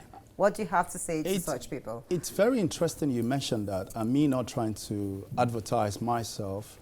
I am in a niche business, although it's not African, but I'm an African, I'm a Nigerian, portraying this business to fellow Nigerians and Africans. I'm an insurance man, and quite a few of Nigerians are doing that. And it's so interesting you mentioned that more Nigerians are coming to me now. Oh, yes. So that's why I said we are ready. We're trying to embrace one another. It's going to be slow, but we'll get there. Because I've been wondering over the years, how come we don't have a Nigerian community center? Why has it taken us so many years? And up until now, there's not even one that we can boast of. And we're saying we're celebrating Nigeria at 60, because Nigeria's celebration at 60 should be like a global celebration. So what has happened? Why hasn't it happened? For everything, and this is my personal take, for everything in life, it has a beginning, and you take it from the beginning all through till the end. The generation of Nigerians we have now, in UK for instance, so if Nigeria is 60, that's Nigeria. What is the age of the aspirants? So that's how we should look at it that way. So when we look at, when our fathers, the first generation came into UK, and now, so when you look at those generations, they were not talking about mortgages. All they wanted to do is to just live in a council flat, and they're fine. With what I've done as my career, I've discovered Nigerians are doing so well. Although maybe we should do more of collaboration. So the diasporans, in terms of the age Nigeria has achieved now, and what you said that we should have been doing a global thing, I'm sure we'll get there over time. Okay. That's fine. Thank you very much. I want to quickly add this because we've just got 2 minutes to round up this session, and then we throw the question and answer to the members of the audience. Councillor, I mean, you've been part of this government. Population in Nigeria is estimated at 260 million. And right here in the UK, again, estimated figure, we have about 215,000 Nigerians in the United Kingdom. Now, members of parliament, Nigerian members of parliament, they're about, I think, 7 altogether. So which means we're underrepresented, which means that some policies that would actually help us, that would boost us as Nigerians in the United Kingdom, are not being voiced out. So how do we go about this? How we go about it is to encourage ourselves to join any political parties that you are able to join, that you think goes with whatever you believe in. And from there, then you can be being activists, you know, and on there going to meetings and things like that until you are selected, and then you'll be able to get in and then be the voice of the voiceless. So because we need more Nigerians. We need more Nigerians in politics. And this country is giving us that footstool to do that. So there is no excuses for us not to be there. So because in my own self, I you know, the way I come about it, so because I am well known in my community and then being active, you need to be active and you need to let people know that this is what you stand for. So whatever you stand for and you know you can deliver it, go for it. Whatever party you want to join them, and then join them in the House of Parliament and then be voicing your concerns about your community and where you come from. Okay, Councillor, what's the first step to actually participating and being active in government in the United Kingdom? The first step is to be selected. So join a party, any party of your choice. So you join that party and be active within that party. Okay, so once you join the party and then you register yourself, and then you become active. Yes. That's it. Yeah. Okay, so what do you have to say to those that are actually, because I, for one, I've always wanted to be part of, should I say the party? I might have to say the party. I've always wanted to be part of a particular party here in the United Kingdom. I have no idea as to how to start or where to start from. You know, actually sent me some kind of document and I said, yes, I'm willing to support this party, but I never got any response from them. The easiest way is go online. Okay. Yeah, go online, type in the party you want to, and you will see all their details and they will ask you to join. So you join and then pay your subscriptions. And then you'll be attending the meetings and plus, you know, what you've been doing in the community. That will help you. Okay, so Prince, so what they need active people. Okay, well, we're all ready to be active. Yes. If only we're allowed. Yes, that's the you point. are allowed. Prince, what's your take on that? It's funny you mentioned, and your Highness did mention things in terms of the politics. I'm not too much into politics, but I do a lot of charity stuff. But I know you'll be good in politics. So I'm told. So maybe watch out for your next mayor. So. I like that. but on a serious note, I do more of humanity services, and for my charity, I'm quite engaged. And in addition to what she just mentioned, how many of us Nigerians know that you can actually apply for instance, being a governor in your children's school? No. For instance, I'm a vice governor of one of my children's schools. Fantastic. In my local area. And that's how you start. So in addition to what she said, and the services you render to the community would actually speak for you when you're not joining these political parties, because you said if we're allowed, we're actually allowed. But how many of us do actually have time or take the time to look for what is rightfully yours in the community that we find ourselves living in? Okay, fantastic. Well done. Thank you, Councillor. Thank you, Prince Adedapo Araromi. So we're now going to throw the floor open to the members' studio audience. I'm sure they have some burning questions to ask our panelists. Please go on. Thank you. Hi, okay, my name is Adishola Cole and it's a pleasure to meet all of you. How do we erase the typical stereotype of a Nigerian business owner, especially where you have your own people perhaps not wanting to patronize you because you're Nigerian? So how would you advise we deal with that? I think I've come across that because I remember run charity nursery. And in that is mostly non-Nigerians. So what I do is when I see them, I tell them, you need to patronize us. Okay, you patronize us and then this business grows, it will benefit you. So you need to talk to the community, you need to talk to us as a community and then, you know, sell yourself. Because one thing that we're doing is we're not selling ourselves. When you open a business, you think that's it. You open a business and that is the customers will start flowing in. It doesn't happen like that. First of all, you have to do your feasibility study to know, are you doing what the people want or what you want, what you think is going to be easier for you? So do your studies, do your survey, and then know who your customers are, and then treat them well. Because some of our people. I was going to come to that. You know, they don't know how to welcome customers. Service. Customer service is very, very important. Whether the person coming to your shop, it didn't have anything to buy, don't start speaking language thinking they don't understand, because that has happened to me. You know, so they think I don't understand Yoruba language. And then as soon as you walk, you say, is this one going to buy anything? Oh, sis, you understand Yoruba? Of course.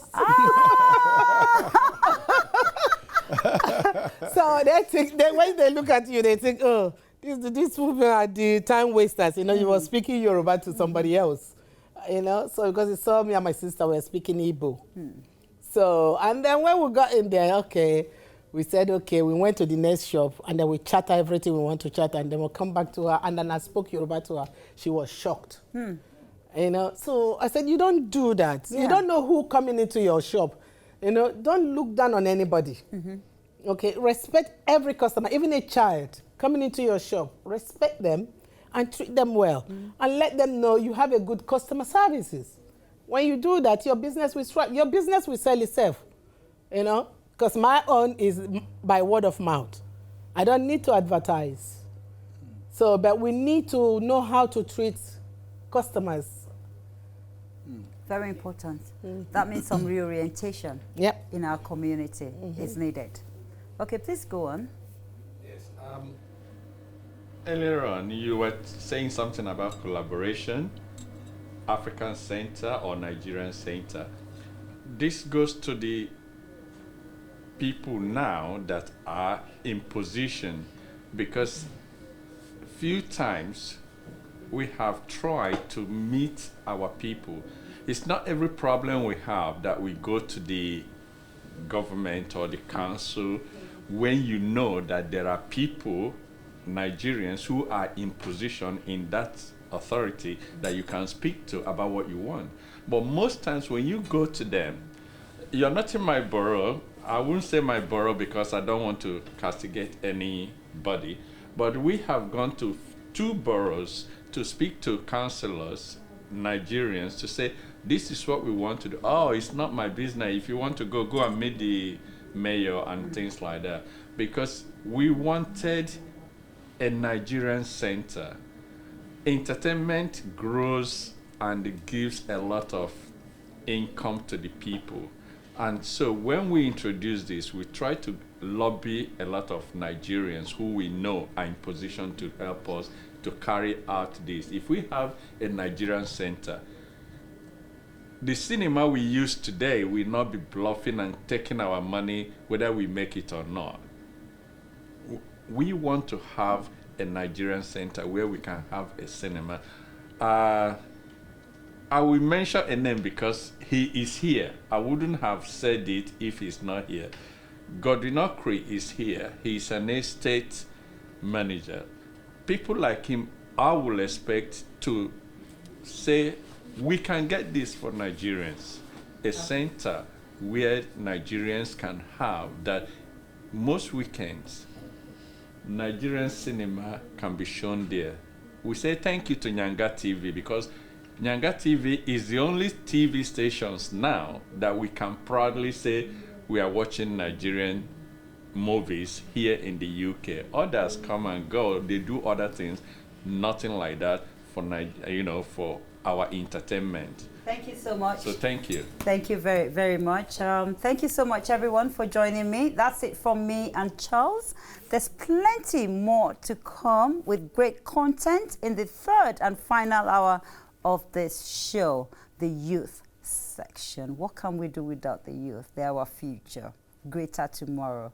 This is Nigeria at 60 here, live on Yanga TV. To see this part out, we have the first part of a great compilation sent to us direct from the largest city in a great nation, Nigeria. Catch the Lagos vibes in this offering, which asks, just what does it mean to be a Nigerian?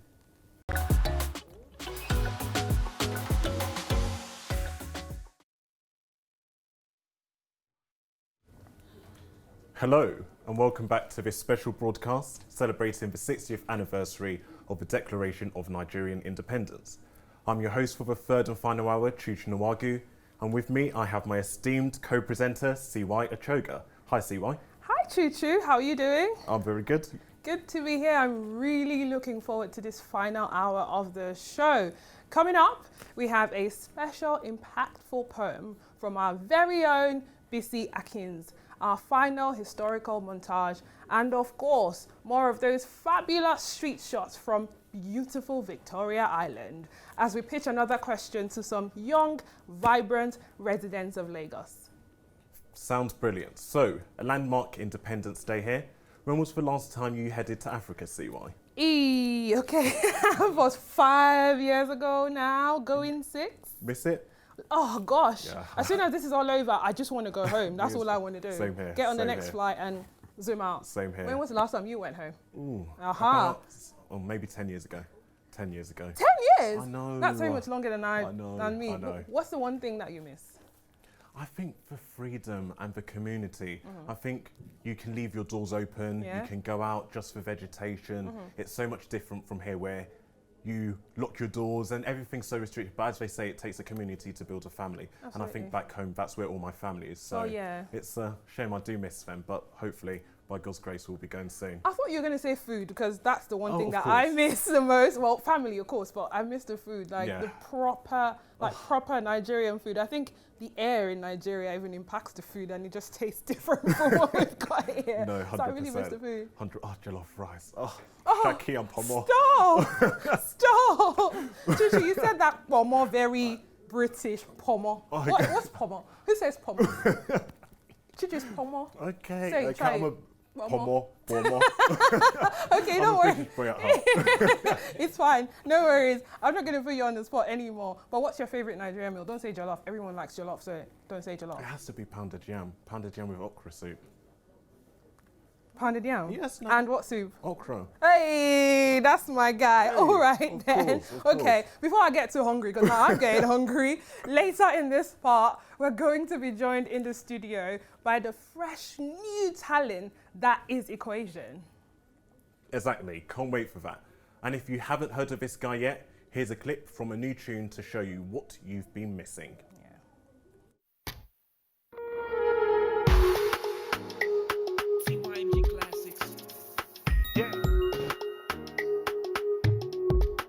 Girl, I wanna feel alright. Girl, I wanna feel alright. Girl, I wanna feel alright. Yeah. Yeah, never had me like I had a man, it's mine. Now my ex was a fool, but my new girl, she fine. Fun these other girls, she's the reason I'm a grinder. I'm not nice, I'm rude, she don't need a reminder. Man, I'm posted on the block like a flyer. She said the ex-man was the worst and I'm flyer. Stepped in drippy, that's equation attire. Shot my blood kid bands, didn't know you was a liar. Oh yeah, baby, do me, ja. Oh yeah, baby, do me, ja. Oh yeah, shoot me like TG or Mario. Baby, do me, ja. Oh yeah, baby, do me, ja. Oh yeah, shoot me like TG or Mario. Make I hear you story, oh yeah. Make I hear you story. Baby, let me tell you a story. I didn't find a word like his story. I didn't find a word like his story. All they talking, all they bother me. All they talking, all they bother me. All they talking, all they bother me. Yeah. Pull up in the Benz, they'll stop and stare. Oh, is Equation there? I heard you got some flair. Man, they talking on the but I don't care. But you pull up where? My boy sit down there. Yeah, she's styling. I see the way she gliding. Wanna talk, tell her they could buying. I ain't really with a lying. No. Oh yeah, baby, do me, ja. Oh yeah, baby, do me, ja. Oh yeah, shoot me like TG or Mario. Baby, do me, ja. Oh yeah, baby, do me, ja. Oh yeah, shoot me like TG or Mario. Make I hear you story, oh yeah. Baby, let me tell you a story. I didn't find a word like his story. All they talking, all they bother me. All they talking, all they bother me. All they talking, all they bother me. Yeah. Money, yeah. Your boyfriend go funny. Oh yeah, this story, oh yeah. The way you give me that thing, money, yeah. Your boyfriend go funny. Oh yeah, this story, oh yeah. The way you give me that thing. Oh yeah, baby, do me, ja. Oh yeah, baby, do me, ja. Oh yeah, baby, do me, ja. yeah, shoot me like TJ or Mario. Baby, do me, ja. Oh, yeah, baby, do me, ja. Oh, yeah, shoot me like TJ or Mario. Make I hear you story, yeah. Make I hear you story. Baby, let me tell you a story. I didn't find a war like his story. All they talking, all they bother me. All they talking, all they bother me. All they talking, all they bother me. Yeah. Ladies and gentlemen, I know you lot call me the gallest. TYMG on the block clock keys, man, no. BIK. Skrrr.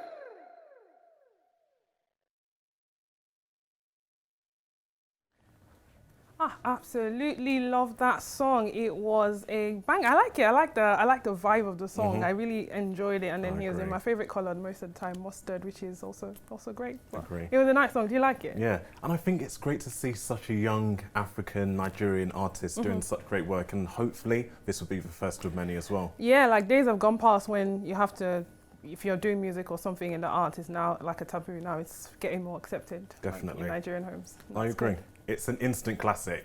All right, now it's time for the final special video of our featured speakers of today's programme. This is our very own Bissy Atkins, ex-Nigerian UK model, with a powerful poem written in the summer, but with a message that is very still much in the forefront of everyone's minds today. Yeah.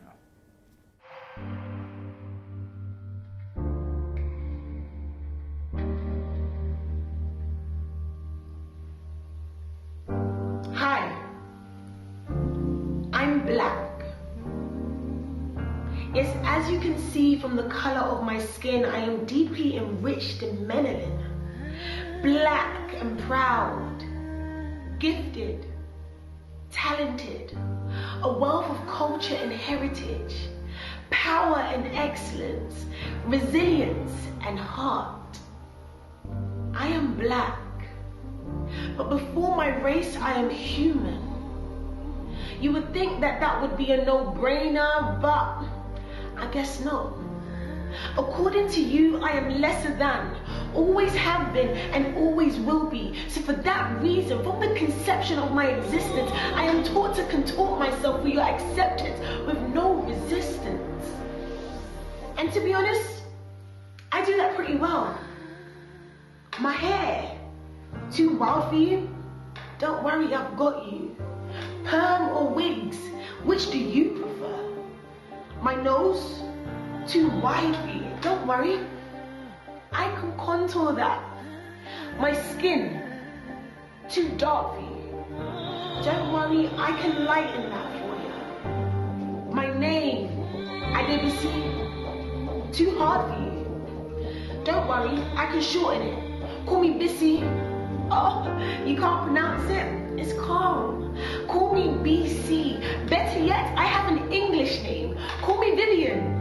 Viv, that works, right? My accent and mannerisms, too much for you? Don't worry, I can switch it up for you too.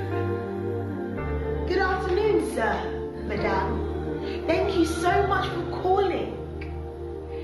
You would think that all those changes would be enough for you. But it seems not. Something about me still poses a threat to you.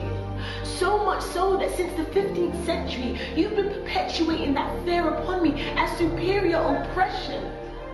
But why? Why are you so afraid of me? It must be because my genetic composition sets me apart from you. I run faster than you. I jump higher than you. My brain works differently to you. The rhythm and the beat I move and create to you struggle with. I age finer than you. That must be why you fear me. I mean, feel inferior to me. I will do whatever it takes to disguise that inferiority as superiority. But regardless, I serve you. I clean for you. I teach you. I care for you. I feed you. I entertain you. And yet, you still hate, fear me. It's funny though, because you hate me so much, yet you try so hard to be like me. I mean, you've been begging it from time, G. When you take the rhythm and sounds that are so deeply rooted in the adversities my people have endured, you aren't afraid then. When you take my fashion sense that was once hood and ghetto but now call it cool and trendy, you aren't afraid then. When you take my hairstyles that were once nappy and didn't make you happy but now call it innovative and high fashion, you aren't afraid then. When you inject yourself with chemicals to fill and plump yourself up to attain my features, which you once ridiculed and clowned, you aren't afraid then. When I'm walking home in a hoodie with Skittles, you're afraid. When I am out for a jog, you're afraid. When I'm out for a drive with my family, you're afraid. When I'm in my own home, you're afraid. When I'm laying on the ground, screaming, I can't breathe. I can't breathe. My stomach hurts, my neck hurts, everything hurts. You're afraid. Day in, day out, you murder me. At night or in broad daylight, you disregard my life. You treat me less than an animal and you get let off. No disciplinary, no conviction, no nothing. If I'm lucky, you might just lose your job. But losing your job is nothing in comparison to the loss of lives of my brothers and sisters. The battle we are fighting in our minds, the pain you have caused in our hearts. It's exhausting. We are tired. But what can we do? Protests don't do it. Rallies don't do it. Hashtag Black Lives Matter doesn't seem to be doing it. So what can we do? Oh, we should go back home, right? Yeah, that would be nice, but you stole me from my home to come and build the civilization that you now call home. So this home is the only home that many of us know as home. So again, I ask you, what can we do? And to be honest, I don't know. We have slaved. We have been peaceful. We have fought back. We have suffered. We have died. We've done it all. So it's not down to us now. It's down to you. What can you do? Well, if you aren't the you that I've been speaking about, then you need to rise up, speak out, call out and pull up to fight this fight with us. Things will change until you do. Rest in peace to all my brothers and sisters that have lost their lives in this battle. We mourn you, but know that the fight is not over.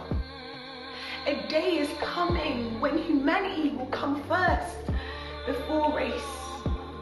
And being black will not be a crime. The day will come. Hi, I'm black.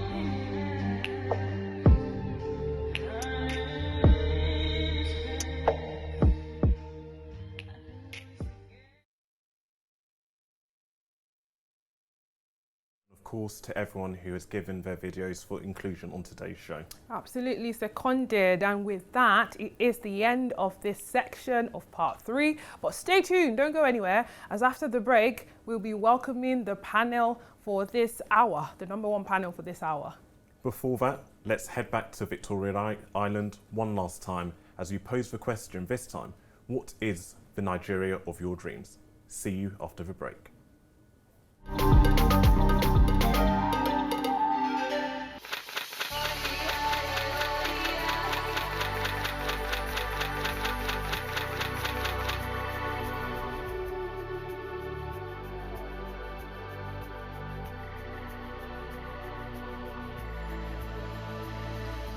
The Nigeria of my dream is to be greater than US. Nigeria of my dream is to be a better place because I believe Nigeria could still be better than this.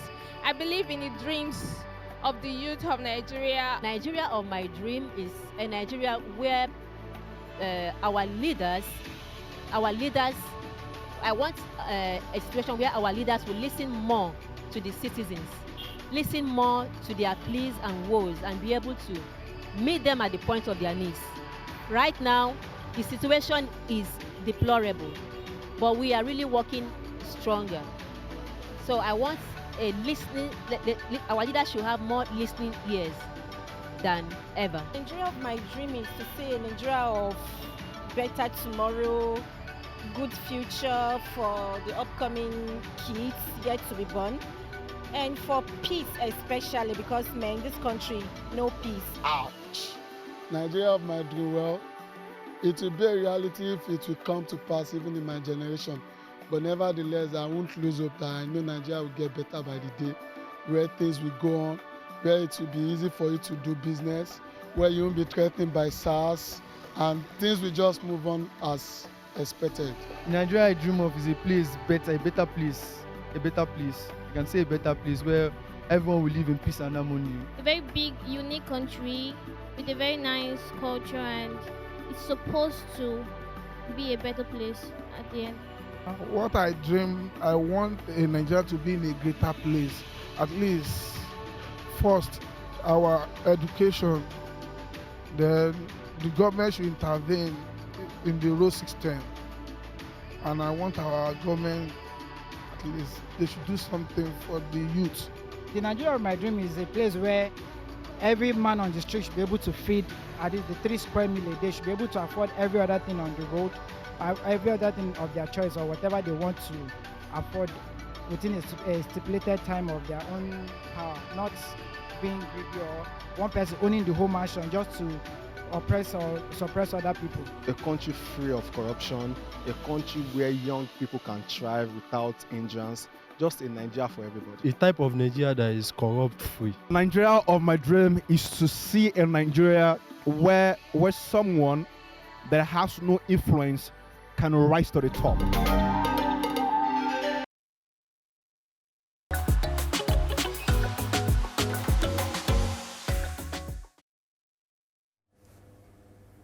Hello and welcome back to Nigeria at 60, where we are joined now by a special guest for this period of the show, Equation. Equation Hello, is hello, here. hello. How are you? I'm fine, thank you. How are you guys? Good, good. Why are you so sudden all of a sudden, Equation? Like, you're supposed to be excited. It's independence. Yeah, I'm happy. You're happy? Good, yeah, man, trust me. Good to see you. Have you had lunch? Are you hungry? Just checking. So we know what we're working with. I'm alright. Okay, yeah, good. Yeah, still, yeah. So wait, why is, I'm sure everyone's curious, as I am, why is your name Equation? Do you like maths? Yeah, to a certain extent. Algebra. No. Yeah, I used to be quite good at mental maths. Okay. Even in school, so it's a name that my mum actually gave to me. It's actually a funny story. Mm-hmm. So. Oh, your mum gave you that name? Yeah. Oh, that is so nice. Did she tell you why, or? No, in fact, she was just telling me off, and then she said that she made it out to be a joke, but then I actually took it and I thought about it, and I was like, oh, okay.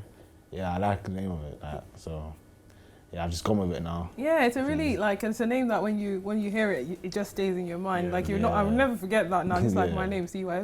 Huh? CY. So I'll never forget Equation. But good to have you here introducing it. Indeed, it is. It is. And again, as we were saying earlier, it's really great to see someone of your age doing such really great work, and hopefully you can be an inspiration to others who dream to do what you do as well. Yeah. I'm not going to believe how old Equation is, but we're not going to talk today about that. But all the pounded yam makes him look much older, but it's all good. We saw your song, Jeje. Yeah. And that was amazing. Yeah, thank you very much. Well done. And you were wearing my favourite colour, mustard. Keep doing that. Keep doing that. So that's your latest. When did that one come out? That one came out a couple of weeks ago. Actually, it came out on the week of my birthday. So yeah, it was perfect timing as well, merging everything together. And yeah, I was really excited for that release actually, because that's one of my favourite songs that I've made. I did that even in Nigeria. I recorded that last year when I was in Nigeria. Fantastic. So yeah, that was an amazing experience after that. What was the inspiration behind that song? I don't know. I think the inspiration was just me being in Nigeria, I guess, like just trying to take everything slowly in Nigeria, like, because the hustle is real in Nigeria. And you see people like running on the road, trying to sell groundnut, you know. So it's just being in Nigeria alone just gave me a lot of inspiration and ideas about how I can come up with maybe the chorus, like to just take things slowly and keep going. Speaking of Nigeria, we know that, you also did a song with Tenny. Yeah. In fact, right? Yeah. How was your experience of recording with Tenny? Yeah, that was a surreal experience. And big up Tenny as well. It was crazy. I used to be seeing her everywhere, and then once you're in an environment with her, it was a dream come true. Really, I'm still a fan of Tenny and her music as well. So I was grateful for the opportunity. And you've spoken a bit about recording in Nigeria, but you've also got a bit of prominence here in the UK as well. Yeah. What's your dream for the UK music scene? Who would you like to work with? What sort of big things do you have in the pipeline, if you can share any with us? Ooh. Well, firstly, artists I'd like to work with here in the UK would be along the lines of J Haas, Notes, probably even Stormzy. Hey. Probably like Steph London, like just like jumpy UK artists that are here as well. I'd like to really work closely with them at some stage in my career, hopefully. And but as for stuff in the pipeline, I've got a lot coming that I don't really want to spoil any surprises for the meantime, but I've got a lot coming with a lot of A-list artists before, but you'll hear about it soon. Dad is here, isn't Indeed. he? Yeah. Dad is here today, isn't he? Yeah, man. Oh, amazing. Hi, Dad. Hello. Thank you so much for letting him do what he's doing. It's okay. How do you feel, like, right now? How do you feel? How would you describe how you're feeling? Well, very proud of him. He's working really hard. He's been singing since he was born. So this is kind of, a dream come true. And, a lot of hard work to come. But, we believe in him, both Mom and I, we believe in him. And, everybody's supportive of him as a family. So, fingers crossed. Oh, amazing. And who before I come back to Equation, Dad, who would you want to see him work with next, soon? Nigeria or here? Wizkid, yeah. Drake. And are you looking, would you like to work with Equation? Would you like to work with Wizkid, Drake? Would you like to do that? Of course. So in two of the most biggest global sensations in the world, it would be a dream, but it comes with hard work, of course. Absolutely. 100%. And I think you mentioned hard work, and hard work is something that we see particularly in the UK. It's that ethos that we give to a lot of our kids, particularly when you come from African households. We're always told that you've got to work that 10 times harder. What does hard work look like for you? What's your daily routine in terms of getting up, staying motivated as well? And what message of hope and encouragement do you have for young people who might be dreaming to get to where you are as well? Well, when I wake up all the time, the first thing I think about is music. before anything. Like I check my Instagram, what's going on, is my Instagram like blown up or anything. I just like, you know, just wake up like, and then normally I just go to the studio and see any sounds I can any instrumentals, any beats that I like. Normally I get emails from producers that like to send me some of their stuff, so I just listen and see what I can, even if I'm not gonna use it, I just like to, you know, keep sounds just ringing so I don't, you know, just go dry and don't have anything. I just like to keep my brain fresh with different kind of sounds. You never know when you might feel like, that beat, that time, you know, is popping for what you've got in mind. And now. it happens a lot sometimes as well. There are some beats that I ignored before that I've now used for songs that I've done now. So it's crazy, but yeah. And for people that are even trying to do music or beginning at the moment, I would just say, like, don't ever stop, like, continue. Honestly, there are times where you may feel like you're just doing music and nothing is happening. I felt like that at some point where actually nothing was happening to the point where I wanted to stop music, but you have to keep persevering and keep going because it's always light at the end of the tunnel, so keep going straight. I want us to cause a little bit of trouble now. So you used to be involved in football because you were in the academy, right? Yeah. Who do you support? Liverpool, of course. Don't say the wrong thing now. Who do you support? I'm going to ask you that question again. Liverpool. Yeah. In front of an Arsenal fan. How can you say that? And so, is there still football in your life? What does that look like? Not really at the moment. I mean, I just, now and again, I just kick ball with my friends in the park. Sometimes, you know, and then I still get a few memories when I used to play as well. So, but yeah. Just mainly kickabouts, really. Nothing too serious at the moment. But I still enjoy it though.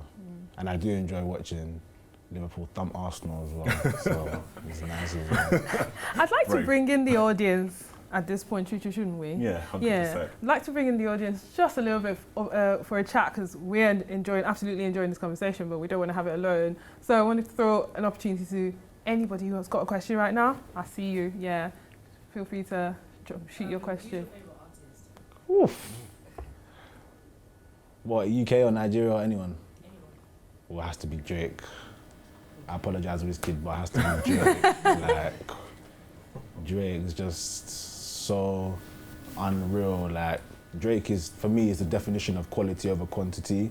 Like, he may not release a song for a while, but when he releases one, you understand why. Just everything almost drops is perfect. So I think Drake is my favorite, like, artist. Worldwide, yeah. Okay. Anyone else? Oh, yeah. We've got a question here. Alright, say you had an impossible decision to make. Say Jay-Z called you. Say Dr. Dre called you. Who would you choose? That is a powerful question. Yeah. Dr. Dre or Jay-Z? Yes. If they wanted to sign you, who would you choose? Wait, isn't Jay-Z a billionaire or something? They're both billionaires. They're both billionaires. Oh, wow. Maybe I can't even answer that. That's like that might be a Dr. Dre thing. Can't lie. Because I don't know. Yeah, Dr. Dre. So you pick Dr. Dre over Drake? Over Drake or Jay-Z? Or Jay-Z, my bad. Dr. Dre. Yeah. Definitely. Okay. Actually, yeah, Dr. Dre. Okay. And on that note, have you got any collabs coming up? Anything you can share? Yeah, I've got some artists there that I've done songs with at the moment, but obviously it's all timing. I don't even want to spoil anything at the moment and say who they are, but I've got a lot coming. I've got a lot coming from the industry at the moment. I'm just trying to pray and make sure that everything is right before you know we put it out into the world. 100%. 100%. And following on from that, who would you say your African influences are at the moment, or historically? What sort of influenced you, or who has influenced you? Well, at the moment, probably more recently, I've been listening to a lot of Wizkid recently, like Wizkid. I've been listening to Burna Boy as well. I've been trying to listen to Fela Kuti as well. Okay. Just experimenting, obviously, because he's a legend in Nigeria and even Africa as as a whole as well. So I've just been trying to experiment different sounds really, but to see where I can go and how it might, and how it might sound on my own songs as well. So yeah, just, yeah. In 5 seconds, just quickly wrap it up for us. What would you say to anybody, young people like yourself, who want to go into music, especially now with all that's going on in a very racialized world? What would you say? What would your piece of advice be in 5 seconds? Just do it. Don't care about what anyone says, just do it. Just do it and don't stop, and just believe in yourself, 100%. Just do it, don't stop, just believe in yourself. And that's it for this penultimate section of the show. We'll be right back after the break with our last special guest panel. Don't go anywhere. Before we head to the adverts, let's finish off with our selection of montages of inspiring history of Nigerian post-independence. This is the year 2000 till the present day. See you in a few minutes. The last military Tsar to hand over power to a civilian in 1979 emerged in 1999 as Nigeria's democratically elected leader. General, now President Olusegun Obasanjo, was once again saddled with responsibility to chart a new future for the 180 million Nigerians. The new president, faced with the daunting task of rebuilding a petroleum-based economy whose revenues had been squandered through corruption and mismanagement. Additionally, the Obasanjo administration was expected to diffuse long-standing ethnic and religious tensions in the hope to build a foundation for economic growth and political stability. By the 2007 general election, Presidents Umaru Musa Yar'Adua and Goodluck Jonathan, both the People's Democratic Party, as Obasanjo, were elected president and vice president respectively. In November 2009, Yar'Adua took ill and was flown out of the country to Saudi Arabia for medical attention. In February 2010, Goodluck Jonathan began serving as acting president in the absence of Yar'Adua. In May 2010, the Nigerian government learned of Yar'Adua's death after a long battle with existing health problems and an undisclosed illness. Goodluck completed Yar'Adua's term and successfully ran elections in 2011. In 2015, however, he ran unsuccessfully for re-election. His failures, however, led to another key milestone in the political evolution of the giant of Africa. Her first political civilian transition of power, General Muhammadu Buhari, was declared the winner of the 2015 presidential elections. He took over from the helm of affairs on the 29th of May 2015, Nigeria's new Democracy Day. With the increase in resource spending and oil exploitation, Nigeria's GDP and HDI rose phenomenally since the economically stagnant rule of Sani Abacha. Nigeria emerged as the largest economy on the African continent with a GDP of over $400 billion after rebasing her economy in 2013. Not only has Nigeria emerged an economic leader of the African continent, it has also taken a premier position in black entertainment, culture and sports. We look forward to the next 20 years with the assurance that the labour of our heroes past shall never be in vain, and walk on with hopes in our hearts.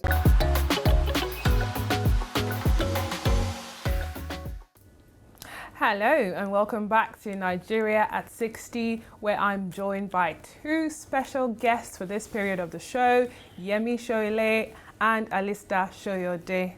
Welcome to both of you. Thank you very much. Good to be here. Good to have you here. Happy Independence. Oh, happy independence to you too, you know. Happy independence. It feels a bit surreal, you know, because we live in England. We don't have a bank holiday like it would be in Nigeria right now. You know, it would have been a fun day when everybody's just out and stuff. So it just feels very, very different. But it's good to have you here. Good to see you guys. Thank you. Thank you very much. Thank you for joining me here. So we're going to talk a little bit about youth. We're going to talk about Nigerian youth. We're all youth, young, at heart, sure. Physically, whatever.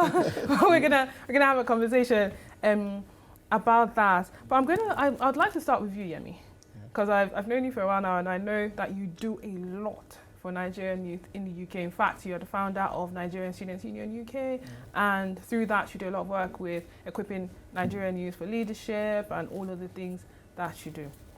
So now, Yemi, what do you think is the role of Nigerian universities in equipping young people for the opportunities and challenges of a globalized high-tech world?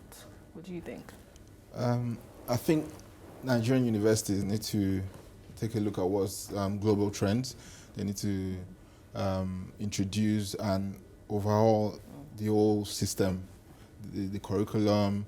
They need to look at the challenges facing the country and then tailor it to specific courses that will deal with those problems. For instance, we know the issue of power is a big problem in Nigeria. Security, do we have cyber security courses in universities? Do we have power generation or power generation courses being studied in our universities? No. Most of the courses that we have are the traditional courses, normal courses like business, doctor, engineering, yeah. And the sad thing is that when most young people come out from universities, they find it hard to get jobs. So, we need also vocational courses. Not everybody can go to university or would go to university. So we need courses that are like plumbing. So essentially courses that are moving along with the times and the changing world. Yeah, definitely. That's a really good one. Now, Alistair, put yourself in the position of the president. Let's say you were the president of Nigeria. What would be your youth agenda? Well, thank you very much. In Nigeria, presently we have more than 40 million people that are classified to be in the youth bracket. And when you have that kind of population without good mentoring, without good plan, good hope for them future, we said the youth are the future of tomorrow's leaders. So really for me, I think what I need to do is to look at where we are as a nation, look at the capacity of the youth we have, and I absolutely believe that with the youth that we have in the country, Nigeria should be in a better and a stronger position than she is presently. So what would be your agenda? What would be your agenda for the youth? If you could do 2 key things to improve the youth, what would they be? Number one, definitely you were talking about education. Out of education, then you were talking about skilled labor. Okay. The reason why, because not everybody, at least here in the West, not everybody needs to go to school to get a decent job. You can go and train yourself in manual labor, skilled labor. And in Nigeria presently, because of the high demand, especially either for road building, constructions and other things, then there is a demand for the same youth to be trained to go into that field, into that industry. And then with that, definitely, then you can see that you're empowering the youth. And even if you want to take entertainment and sport as well, our youth can so be trained to become global leaders, global champion. And all you have to do is take at work or driving on the Third Mainland Bridge towards people running from one end to another to know that you have the potential of producing global champions. Absolutely. I love that. I'm producing global champions. I like how you put that. Yemi, you work with Nigerian students here. What do you see in them? When you see them, in your mind, what's the disparity between a Nigerian youth in the UK and one in Nigeria? What's the gap? I think it's the opportunities. There are loads of opportunities here. If you're willing to grab it, they're there for you. In Nigeria, we have a lot of young people that are aspiring to get certain opportunities that are available here, but because of the system and the lack of infrastructural development and certain opportunities for them, they can't get it. So, that's the difference between those that are here and those that are in Nigeria. And when you find out that when a student or a young person comes from Nigeria and they're focused, they excel, they do very well in this country because they have access to, opportunities and true. That is so true. Opportunities make all the difference. There's so many things I've done here as a young person that I probably would not have the chance to do if I was still back home in Nigeria. Now, Alistair, I have a question for you. And you are the CEO of Ben TV. You're doing amazing. Well done. How has it changed? How's TV, media, how's it changed for you since you started doing Ben TV till now? How's it evolved in all the time? What's different? Well, definitely when we started, not that I have any experience in the television industry because I'm classified to be a farmer who happened to go into television for the sake of rebranding the image of the black people, rebranding the image of Nigeria as a nation, and then rebranding the image of Africans. In those days as well, the technology that is needed is not as easy and accessible as it is today. And the cost is absolutely completely different. Right now, people are able to broadcast using their mobile phone. And with the COVID situation, you can see quite a lot of production are taking place using virtual reality application. So there is a massive difference from almost 20 years ago on today. Nevertheless, the challenges for those who are still in the prime, like this channel here, we are still using the technology that demand your cost has to still be higher than other people that are going into television or going into media. So the gap is big. The expenses is completely two different worlds. But the technology has made it easy for people, but nevertheless, television is always television. There is no comparison with people who say, no, I have a program on my application, or I have a program online. Now, I asked that question just because times have changed every day. Like this year and last year are very different. I'm sure everyone would agree with that. How do you think that maybe how do you think in Nigeria, for example, we can use media, all of that technology to improve the youth experience? Well, if Nigeria wants to progress on the fast lane, all she has to do is adopt what the global players are doing, using the technology, using the application, using all the software to catch up. We do not need to reinvent the wheel. But that is, again, and if you use it, it will reduce bad governance, bad leadership in the system immediately. For example, this loophole that we're looking into, talking about other maybe corruption, insecurity, if we actually key into using the technology, I mean, you can see the helicopters at night chasing people who are on the ground when you watch crime programs here, and it's censoring the body of the people on the ground. It's so easy then to have the same application in Nigeria, to be able to pick those people hiding behind bushes across the country. At the end of the day as well, with the technology, you'll be able to break and close all the gaps of where we're talking about economic leakages, because now you're not you're not giving people cash in their hand. You're using technology, banking system by transferring, and you'll be able to follow every cash, every credit that you're giving people. That again begins to reduce and provide good governance in the system. Even for the sake of technology, because I'm in a diasporian, and we're talking about diaspora voting in Nigeria. If we go technology way, application way as well, we will be able to make sure that the leaders we are elected in Nigeria are much more better than the one that we have. Yeah. Yemi, you are CEO of Nigerian Youth Television. Apparently, you kept that a tight-lipped secret, but it's still working. We sussed it out. Work in progress. So, there's a lot of talent in Nigerian youth. Definitely. There's a lot of talent in youth back home. Yep. Sometimes when you see the things that they produce and they create, your mind blows. Definitely. How can we draw it out? How can we draw the talent out of them? Yeah, I think the government needs to step in. They need to provide youth empowerment loans, for instance, like the recent one they did, the trust fund. Things like that would help to invest and empower young entrepreneurs. You know, the likes of the Ikorodu boys that were spotted by Netflix.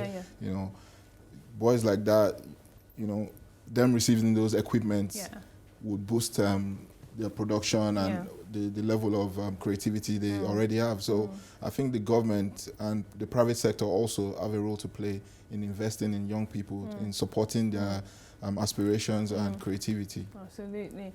Wow, thank you for that, Yemi. Yemi's my friend, he's a CEO, he didn't even tell me, but that's okay. And now I'm going to invite the audience as well into this conversation, because I know you guys have been listening, and if there are any questions, I see 2 questions, but I will go ladies first, if you do not mind. So I'll go to you. Hi, both. Please just wait for the mic so that we can hear you. Hi.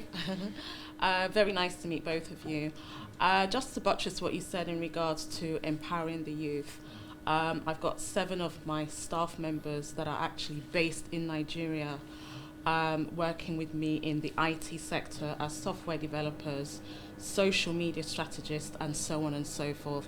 And I have a huge concern because the amount of knowledge and experience that they have is absolutely amazing. But I feel the challenge is a quick win situation where there's a huge obsession with social media, everyone wanting to be a social influencer, everyone wanting to be on Big Brother, and so on and so forth. So how do we change that norm? quick 30-second answer, if you don't mind. Well, really, it's not that easy because people tend to follow what they see every day, and what people see every day in Nigeria, for example, is the politician getting the best of life and getting away with every law that they can break. So until when you begin to highlight the positive people who are not the normal politician, or actually they could be the politician, but they're law-abiding Nigerian citizens, then you will now begin to encourage other people who now know that you can be celebrated for succeeding through what you're doing. And that's why, for example, we are now biking a project called the Nigeria Book of Records, whereby indeed you have to create a record to be in the Nigeria Book of Records, just like the Guinness Book of Records. You have to create a record to be there, not because you're a politician or you're a CEO of a bank or something like that, you're a professor. No. What is it that you're known for? Are you the first lady in Nigeria to recruit 20 bloggers from SOSO? Then you'll be in the record. So that information begin to flow, and hopefully with that, then we begin to encourage the emerging youth that we're talking about. Alistair, you sound like you have a very heavy plan, and I love that, but I would really like to... It was a former presidential aspirant. I know that. I didn't want to start that today, if not, we'll not leave here, but I would like to take the second question, if that's okay. Yeah. All right. Basically, I'd just like to know, what would your message be to young people hoping to be entrepreneurs, both from the UK that are looking to go to Nigeria, and Nigerians in general that they're young, they're hungry, and they want to be an entrepreneur, but they don't know exactly how to do it? Yemi, in 20 seconds. I think, first of all, Nigeria is a very, very complex market, so you need to do your homework. You need to speak to people that are already on ground. I was in Nigeria not too long ago, working on a business, and COVID changed everything, but I'm lucky that I can still run it from here. So you need to look at the pros and cons. There's a lot of things. A lot of people have, been beaten hard, so you need to learn and just speak to people, network, and get the best advice you can. Absolutely, and I would always say just do it. If there's an idea in your heart, you just do it, because that's the only way you will learn. If you do it, you succeed. If you do it, you can fail but learn from it. If you don't do it, you not have any of that experience. So just push forward, just do it, and you never know what is going to come. Well, thank you both so much for being here. That's it from us here on Nigeria at 60 special. What a fantastic 3 hours that it's been. A big, big, big thank you to everyone who worked on the scenes and made this possible. But before we leave you, I believe that there is time for just one more musical treat. To sing us out of here, a Nigerian group who are going to tell you all at home, who are going to get you all at home on your feet, I'm sure. I guarantee it. Their music is great. So let's dance out for the show. Enjoy Nigeria at 60 from everyone here at Yanga TV. It's goodbye, and see you next year at Nigeria at 61.